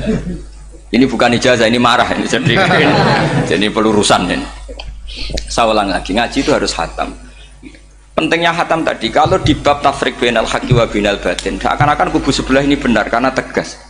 Tapi kitab itu tidak hanya bab itu, juga ada bab tawadhu. Di bab tawadhu itu, misalnya kita melihat orang kafir ini wajar maksiat, kan dia kafir. Masa saya mukmin maksiat? Dan ini kafir bisa saja nanti husnul khotimah, saya muslim bisa saja su'ul khotimah. Jika tetap tawadhu, melihat yang lebih sepuh ini aksaru ibadatan minni, melihat yang kecil asghar berarti aqallu maksiatan minni, sehingga melihatnya itu tawadhu. Jadi kalau di bab tawadhu semuanya orang itu mungkin. Nah di sini Rasulullah SAW mengajarkan, ketika malaikat Jabal bilang, Muhammad, orang yang mendustakan kamu saya tungkepi gunung biar mati semua. Kata Rasulullah, saya berharap keluar dari tubuh mereka min aslabihim, dari keturunan mereka orang-orang sing mukmin. Sudah karuan kafir saja Nabi tidak berhenti berharap, jangan-jangan nanti keturunannya mukmin. Dan itu betul. Kita tahu Abu Lahab punya anak Darroh itu mukminah, Abu Jahal punya anak Ikrimah juga mukmin. Dulu Walid bin Mughirah musuh besarnya Rasulullah punya anak Khalid bin Walid. Sekarang orang-orang yang abangan nggak hafal Quran, kadang anaknya hafal Quran lewat program PTPG, kadang yang hafal Quran malah anaknya nggak hafal. Makanya kalau pas wisuda sampai bingung, gurunya itu sampai nangis. Kenapa nangis? Ini anaknya orang nggak hafal Quran tapi sudah hafal, saya gurunya nggak hafal kata. Lah kenapa bisa jadi hafid? Karena guru sewaan kata. Itu banyak sekali. Ini penting saya utarakan supaya ekstremitas itu berkurang. Logika-logika yang dibangun ulama itu ngikuti riwayat. Agama itu ngikuti riwayat, bukan sekedar akal. Saya punya contoh ketika kitab Ihya menutup kitabnya, yaitu Imam Ghazali. Itu ada dua orang. Ini di akhir kitab Rojak dan dipakai nutup kitab Ihya sebagai rojaknya Imam Ghazali. Ada 2 orang min ahlinar dipanggil sama Allah. Ini sekaligus ijazah, kali ini ijazah betul. Yang dipanggil ke surga itu masih muqayyad dan biangkalil jahim, masih muqayyad, masih dibelenggu sama atribut neraka. Terus sama Allah ditanya, piye jong kabarin rokok? Wah syarra makanan Gusti mun rokok jenengan takokno sekarang ra enak jen. Terus kata Allah, ya sudah kamu kembali ke sana karena kamu memang orang fasik. Itu lari, semangat mau ke neraka. Ini ijazah. Semangat disuruh kembali ke neraka itu semangat lari. Allah tanya, loh Jong kenapa kamu semangat? Ya Allah, saya ini sudah kapok. Dulu ketika di dunia kamu perintah, engkau perintah, saya tidak semangat. Maka kali ini jenengan perintah, saya semangat. Karena saya sudah kapok. Setiap engkau perintah, saya ada lari semangat ke neraka. Nah barokahnya semangat masuk neraka ini, kata Allah, ya sudah kamu di surga saja. Maka ijazah, nanti kalau ada pengumuman, silahkan masuk neraka. Kamu harus lari sekencang-kencang. Karena itu perintah Allah, apa? Yang ketika kita di dunia kalau diperintah males-malesan. Kalau kamu diperintah sholat subuh jamaah kan males-malesan. Dan itu menjadi kita masuk neraka. Sebagai kafarah itu ya Allah, karena ini perintah engkau, saya tidak males-malesan lagi. Wes ngembaliin rokok, lari semangat. Allah akhirnya harus dimaafkan. Panggil lagi, sudah di surga saja. Barokahnya semangat masuk neraka. Nah, ini ijazah ini. Ya diterima ya. Kok enggak semangat terima ya. Yang kedua enggak. Sudah kamu kembali ke neraka, pelengahan gitu. Enggak semangat. Allah dilihat terus enggak semangat. Kenapa kamu tolah-toleh ya Allah? Saya tidak pernah ngira ketika engkau manggil saya ke surga, kemudian engkau kembalikan lagi ke neraka. Ya sudah di surga saja, barokahnya husnudzon. Jadi ini ijazah, kamu milih 2 itu, milih yang mana terserah. Artinya apa? Logika kamu itu tidak mesti masuk apa yang dilakukan oleh Allah Subhanahu wa Ta'ala. Itu logika kamu kan tidak masuk, tapi Allah yaf'alu ma yasha. Ini penting saya utarakan. Nah tapi orang-orang ekstrim itu maunya nyifati Allah dengan status yu'adzib, yantakim, Jabbar, Qahar. Sifatnya Allah Ta'ala itu 99. Kenapa apa kamu hanya 1? Jadi tetap saja menghadapi fenomena seperti ini tetap laisa laka minal amri syai'un aw yatuba alaihim aw yu'adzib. Sehingga setahu saya Mbah Mun, Mbah Hamid Pasuruan, guru-guru kita, habaib yang alim-alim itu melihat tamu macam-macam ya dilayani semua. Karena ini ngadepi fenomena sosial yang semuanya tidak jelas. Kalau nggak jelas apa? Ya kita bisanya berharap karena afdolul ibadah itu intidharul farad. Kalau belum Islam sekarang kita harapkan nanti. Kalau bapaknya enggak kita harapkan anaknya. Kalau anaknya belum kita harapkan cucunya. Karena agama ini limangka nayarjuwo hawal yaumal akhir. Agama ini bagi yang terus berpengharapan, bukan bagi yang putus asa. Ini yang penting saya utarakan. Jadi apalagi Allah sudah punya rencana tadi, yang goblok-goblok di pedalaman Dayak bikin masjid, yang pinter-pinter ramen lomba untuk sangu, untuk umroh. Kira-kira memberi sama mendapat pahalanya keren mana? Memberi. Tapi tidak usah jadi goblok. Goblok tidak usah direncanakan, sudah terjadi. Jadi makanya saya bela karena sudah terjadi gitu. Tapi tidak usah direncanakan. Nanti terus wah goblok aja cara Gus Bak gak apa-apa ndak. Sudah kadung, ini cuma kita itu iman ya. Jadi karena yang pinter itu yang jumlahnya tidak banyak. Ini kita bully saja. Karena kamu bully pun tetap mulia kan orang pinter ini. Tapi kalau orang goblok gak dibela habis dia. Yang pinter buat dikritik kayak apa kan tetap mulia kan. Lah yang muji sudah banyak, saya ngeritik saja lah. Ini tidak akan jatuh. Tapi yang goblok ini kan nggak ada yang bela. Saya sebagai umatnya Rasulullah, pecinta umat Rasulullah tak bela, tenang saja. Ada hikmahnya apa? Hikmahnya orang goblok. Betul loh, saya itu sering ketemu dokter, ketemu profesor tuh nangis. Tak tanya kenapa nangis. Bapak saya itu petani, saya di Jogja sampai jadi dekan, jadi rektor. Tapi saya sekarang rektor, anak saya sekedar SMP naik itu sudah senang. Nggak dengar kabar ketangkep BNN sudah senang. Padahal saya ini ahli metodologi. Ternyata pinter bapak saya. Karena bapaknya tadi hanya petani bisa menjadikan anaknya profesor. Tapi profesor tidak mesti bisa jadi. Anak saya SMP aja sudah senang. Karena Allah ingin membuktikan pinter kamu itu tidak ada artinya di depan iradatullah. Di depan apa? Iradatullah. Supaya orang tunduk. Lo coba yang jadi ulama tabi'in itu rata-rata abnaul mawali. Anaknya budak yang dimerdekakan. Karena Allah seperti itu. Ada yang tokoh yang tadi zuriyatam ba'duha min ba'd, itu harus kita jaga. Saya termasuk orang yang ditakdir punya mbah-mbah alim, itu juga harus dijaga. Yang enggak alim peluangnya masih banyak. Banyak sebanyak-banyaknya. Asal tadi lewat jalur sregep, dan kalau bodoh ngaji saya nanti. Tak ajari robbana ma khalaqta hadza napa? Karena ayatnya gitu, min dzurriyyati Adam wa mimman hamalna ma'anu wa min dzurriyyati Ibrahim wa Israil. Terus terakhir ditutup wa mimman hadaina wajtabaina. Itu umum. Tidak jalur nasab, siapa saja yang hadaina wajtabaina. Ini penting saya utarakan, jadi ini sebagai penutup tak baca teks Arabnya supaya kita dapat barokah jami'ul kalim. Karena sebarokah-barokahnya bahasa Jawa atau bahasa Indonesia masih barokah bahasa Arab. Cuma kalau tidak saya terjemah dulu, nanti saya baca ini kamu amin amin dikira doa aja sih. Makanya ini diterangkan dulu biar gak korban apa? Diamini. Karena saya ini pernah Jumatan di satu kampung, imamnya itu sepuh. Imamnya sepuh, khutbah itu gak selesai-selesai karena dia gak bisa menyelesaikan sesuai teks di bukunya itu. Yang belakang mantel terus amin amin. Akhirnya Pak Khotib ngadeg lagi, "Congkur doa, congkur."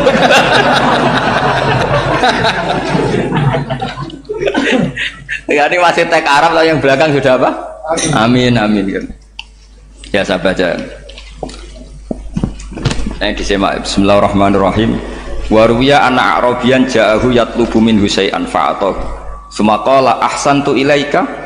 Dikasih sesuatu ya tadi saya contohkan, misalnya dikasih hanya 10.000. Qala al-Arabiyyu la wala ajmalta, kamu ya belum berbuat baik. Faghadibal muslimun wa qamu ilaihi.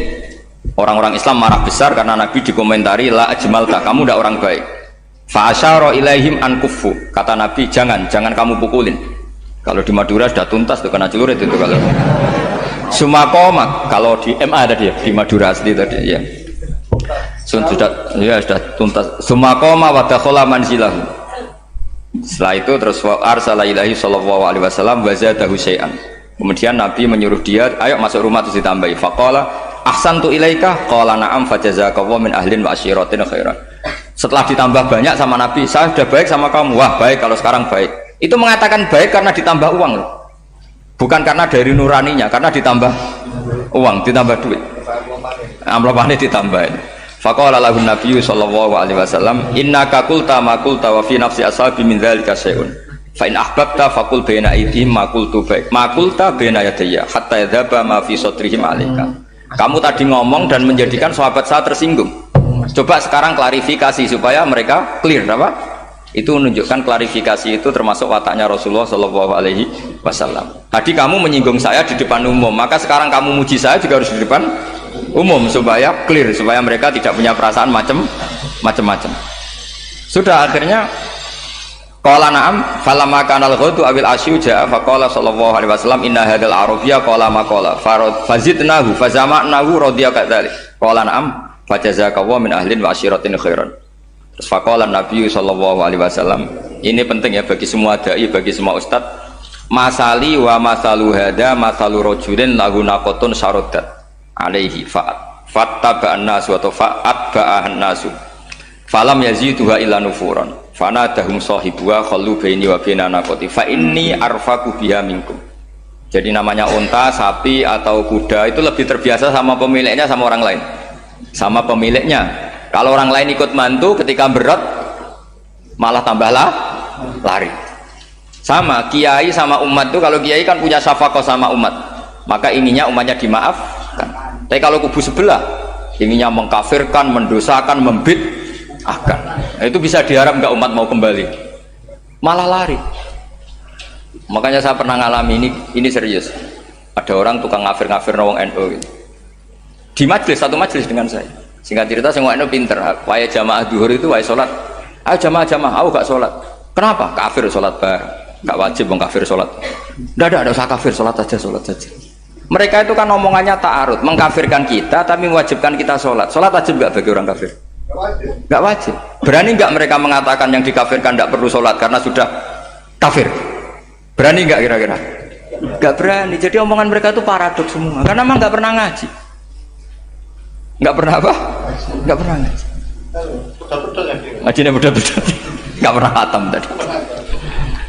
Ya, jadi kata Rasulullah, fa inni arfaqu biha minkum wa a'lamu fatawajjaha laha baina yadayha fa akhadha minkum mil ardi faradda hatta ja'at wastana wa shadda 'alaiha rahlaha wastawa 'alaiha wa inni law taraktukum kaqaulihi terus ya sudah seperti itu faradda hatta ja'at wa shadda 'alaiha rahlaha wastawa 'alaiha wa inni law taraktukum terus itu walhasil itu terusannya hadis itu kalau saya membiarkan dia dengan keyakinannya tadi mengkritik saya dan dia mati maka dakholan.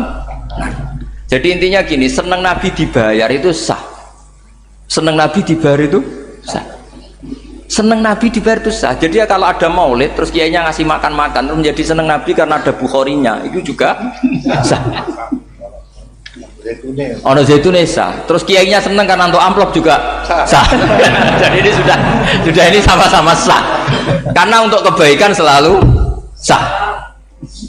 Makanya mungkin di sini ya habis doang kajian di sini mesti ada sarapannya pertama. Iya. Kopi dan sarapan ngaji pagi.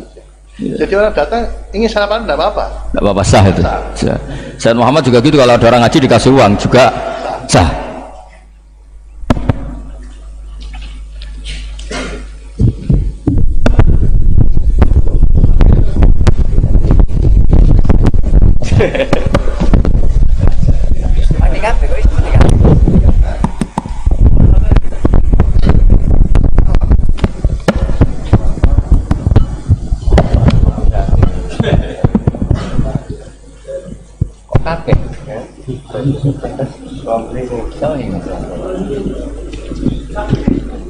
Subhanaka ma khalaqta hadza.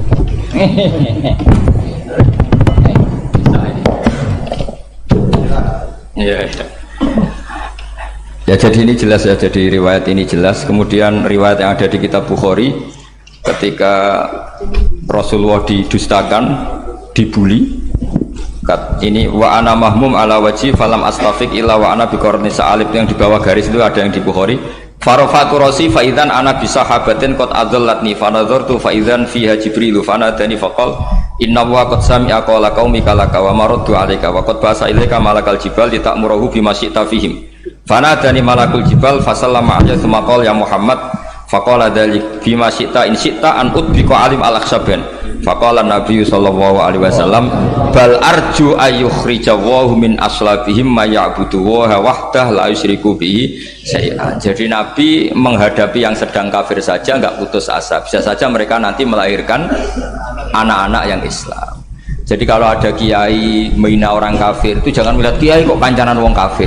Yang benar itu kiai yang penuh harapan. Sehingga sama orang kafir saja berharap. Tapi sekarang enggak, kiai kancanan wong kafir, kiai kok kancanan wong fasik. Logikanya dibalik. Kiai nelateni wong kafir nak menawa anak turune masuk Islam. Kiai nelateni wong fasik anak menawa dadi soleh. Logikanya harus seperti itu. Nah soal perang itu beda. Perang kan mereka sudah menstatuskan diri ingin bunuh kita. Tentu kita harus berani untuk mempertahankan diri. Tapi kalau kondisi normal tidak bisa seperti itu. Ini kan kondisi normal. Itu Rasulullah. Ya nggak boleh. Karena tadi.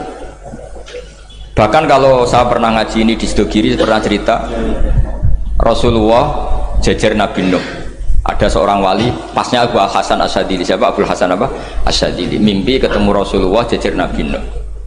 Kemudian Nabi Nuh itu digojlok sama Rasulullah. Kamu pernah masukkan kaum kamu, bisa saja fi aslabihim atau fi zuhurihim ada nasamatan sing tu'minu billah. Sekarang misalnya begini ya, ini orang kafir. Di sini itu ada gen yang ribuan ila yaumil qiyamah. Bisa saja gen-gen yang sekarang masih di zuhurihim, karena kalau apa gen di lelaki diistilahkan fi zuhurihim, ini saja nasamatan tu'min. Nasama yang nanti mukmin. Kalau dia mati kan berarti kamu membunuh calon orang mukmin berikut. Jadi, tapi ya sama. Tapi kalau kamu bilang dibiarkan, bisa saja ini ada nasamah sing calon kafir. Berarti kamu membiarkan kekafiran. Nah di sini hebatnya Allah. Allah bikin Nabi Nuh mewakili istihad potensi kekafiran berlanjut, sehingga beliau bilang wala yalidu ila fajiram kafaro. Paham ya kan? Rabbila tadzar alal ardi minal kafirina dayara innaka intadzarhum yudillu ibadaka wala yalidu ila fajiram kafaro. Logika itu terwakili oleh Nabi Nuh. Logika bisa saja ini ada nasamatan untuk minubillah, itu terwakili oleh Rasulullah bal arju ayyukhrijawahu min aslabihim may ya'budu waha wa la yusyriku bihi syai'an. Kayak apa untungnya kita jadi umat Rasulullah sallallahu alaihi wasallam? Masalahnya nabimu gak Nabi Nuh, Nabi Muhammad. Jadi kira-kira istiadat kamu ikut Nabi siapa? Kalau main hantam ya ikut Nabi Nuh. Kalau main rojak berharap Nabi Muhammad. Ya sudah, sampean ikut mana coba?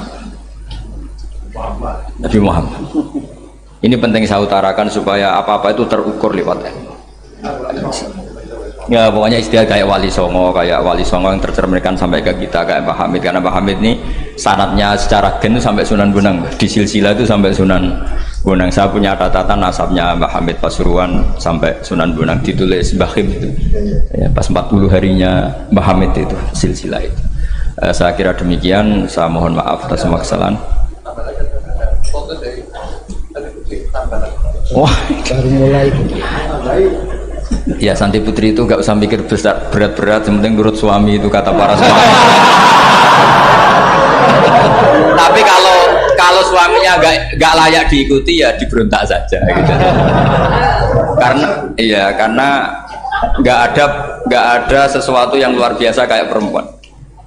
Itu kata Sayyidina Umar, pernah dia mau jalan ya, dicegat sama Khawlah itu binti Salabah. Itu sampai 3 jam, padahal Umar sudah Amirul Mukminin. Sudah siapa? Amirul Mukminin. Tapi ketika ditanya, kenapa engkau berhenti karena orang tua ini? Kamu tahu orang tua ini siapa? Ini ketika protes itu didengar langit sabtuju, yaitu yang di ayat qad sami'a Allahu qawla allati tujadiluka fi zawjiha wa tashtaki ila Allah.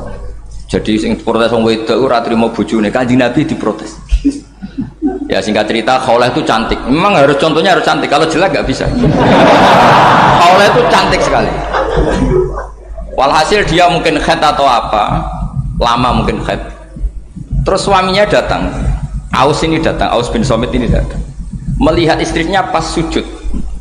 Di semua teks riwayat fa'ajabatu ajizatuha. Makanya gambarannya harus cantik. Enggak usah diterjemah ya, fa'ajabatu ajizatuha. Singkat cerita, Aus itu minta dilayani saat itu juga. Si Khawlah nggak mau karena sedang ibadah. Bongkok sih mas kok dalu. Enggak kok sekarang. Saking mangkelnya karena agak kesampaian. Ya orang lanang kan gitu, mesti kotor kalau nggak kesampaian. Terus Zuhara minha, dia melakukan dihar. Anti aliyah ka dhuhri ummi. Dulu dihar dalam hukum jahiliyah adalah tolak. Setelah ditihar, Aus getulnya bukan main karena Khawlah ini cantik. Makanya contohnya ada cantik, karena kalau nggak cantik nggak getun itu. Terus kalau nggak cantik juga suaminya tidak kesusu gitu. Sudah tahu semua pokoknya gitu punya ada. Singkat cerita akhirnya suaminya datang ke Rasulullah. Ya Rasulullah, saya ini sangat mencintai istri saya, tapi tadi saya keterucut dihar dia. Lalu solusinya gimana? Ini karena tambahnya khas perempuan, kata Mbak Idris, ya sudah tak turut, ini khas perempuan. Kemenangan partai apa? Perempuan. Tapi tidak PSI, ini kemenangan partai perempuan. Kata Rasulullah, sementara hukumnya begitu. Kalau dihar itu bimanzilatit tolak. Ya sudah, kamu nggak bisa kumpul lagi sama dia. Istrinya dikasih tahu, protes. Apa? Hukum apa-apaan itu? Diparani Rasulullah. Ini hukum tidak benar ya Rasulullah. Ya tapi setahu saya hingga detik ini saya sebagai Nabi hukumnya baru begitu. Nggak benar. Dibantah terus sama Nabi diancam gini, kalau engkau tidak bisa memutuskan tak laporkan Allah.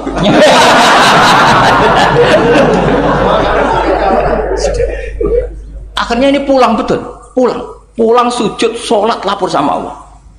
Dan ketika lapor sama Allah, ya Allah ini tidak fair. Lapornya tuh jorok sekali. Qad nasartu lahu batni akala sababi wa nasartu lahu batni akala sababi. Muda saya sudah dihabiskan sama suami saya. Wa nasartu lahu batni, tidak usah diterjemah. Tapi ketika saya sudah tidak muda, sekarang saya mau diceraikan lewat apa? Dia. Terus wa innali auladan, saya ini punya anak banyak. Indomam tuhum ilayya jauh. Kalau saya rawat pasti mereka kelaparan. Karena saya miskin, saya seorang perempuan. Tapi wa indomam tuhum ilaihi do. Nak tak elokno bapak mesti ditinggal wayang. Wah kira-kira gitu. Wayang gerutu sendiri. Akhirnya Allah jawab bahwa dihar itu tidak tolak. Lah akhirnya Nabi manggil dia, panggil perempuan tadi. Padahal Nabi gak dengar, itu di kamarnya sendiri perempuan tadi. Terus qad sami'a Allahu qawla allati tujadiluka fi zawjiha wa tashtaki. Itu semua teks ya tujadilu. Allah mendengar perempuan, lati itu perempuan tujadil kasih madoni kowe Muhammad. Nek nak dadi kiai dipadoni wedok enteng, Nabi saja dilabrak. Wes susah perempuan tuh repot. Nabi dilabrak. sampai jadi surat Mujadilah. Makanya saya kalau baca Mujadilah dan baca Mujadalah, ini kaitannya dengan tasrif. Jadalah yujadilu mujadalatan, karena sekali nggak bisa tasrif nggak sah jadi mufassir. Ya jadi kalau kafaro ya kafiru ya takfiron. Iya, kira-kira kan gitu. Fa'ala yufa'ilu ya taf'ilan, jadalah yujadilu mujadalatan. Jadi kalau mujadalatan itu masdar, karena ini subjek pelaku mujadilah, jadi boleh mujadalah bisigotil masdar, boleh mujadilah dengan sigot isim fa'il, karena wanita pembantah Nabi itu didengar oleh Allah. Makanya ayasma'uha rabbul izzah min fawqi sab'i samawat walam yasma'aha Umar. Allah saja mendengar dari langit 7, masa Umar gak mau mendengar? Jadi makanya kalau Umar macam-macam, orang nyewa khaulah, kamu yang ngomong. Lagi-lagi dengan assalamualaikum warahmatullahi wabarakatuh.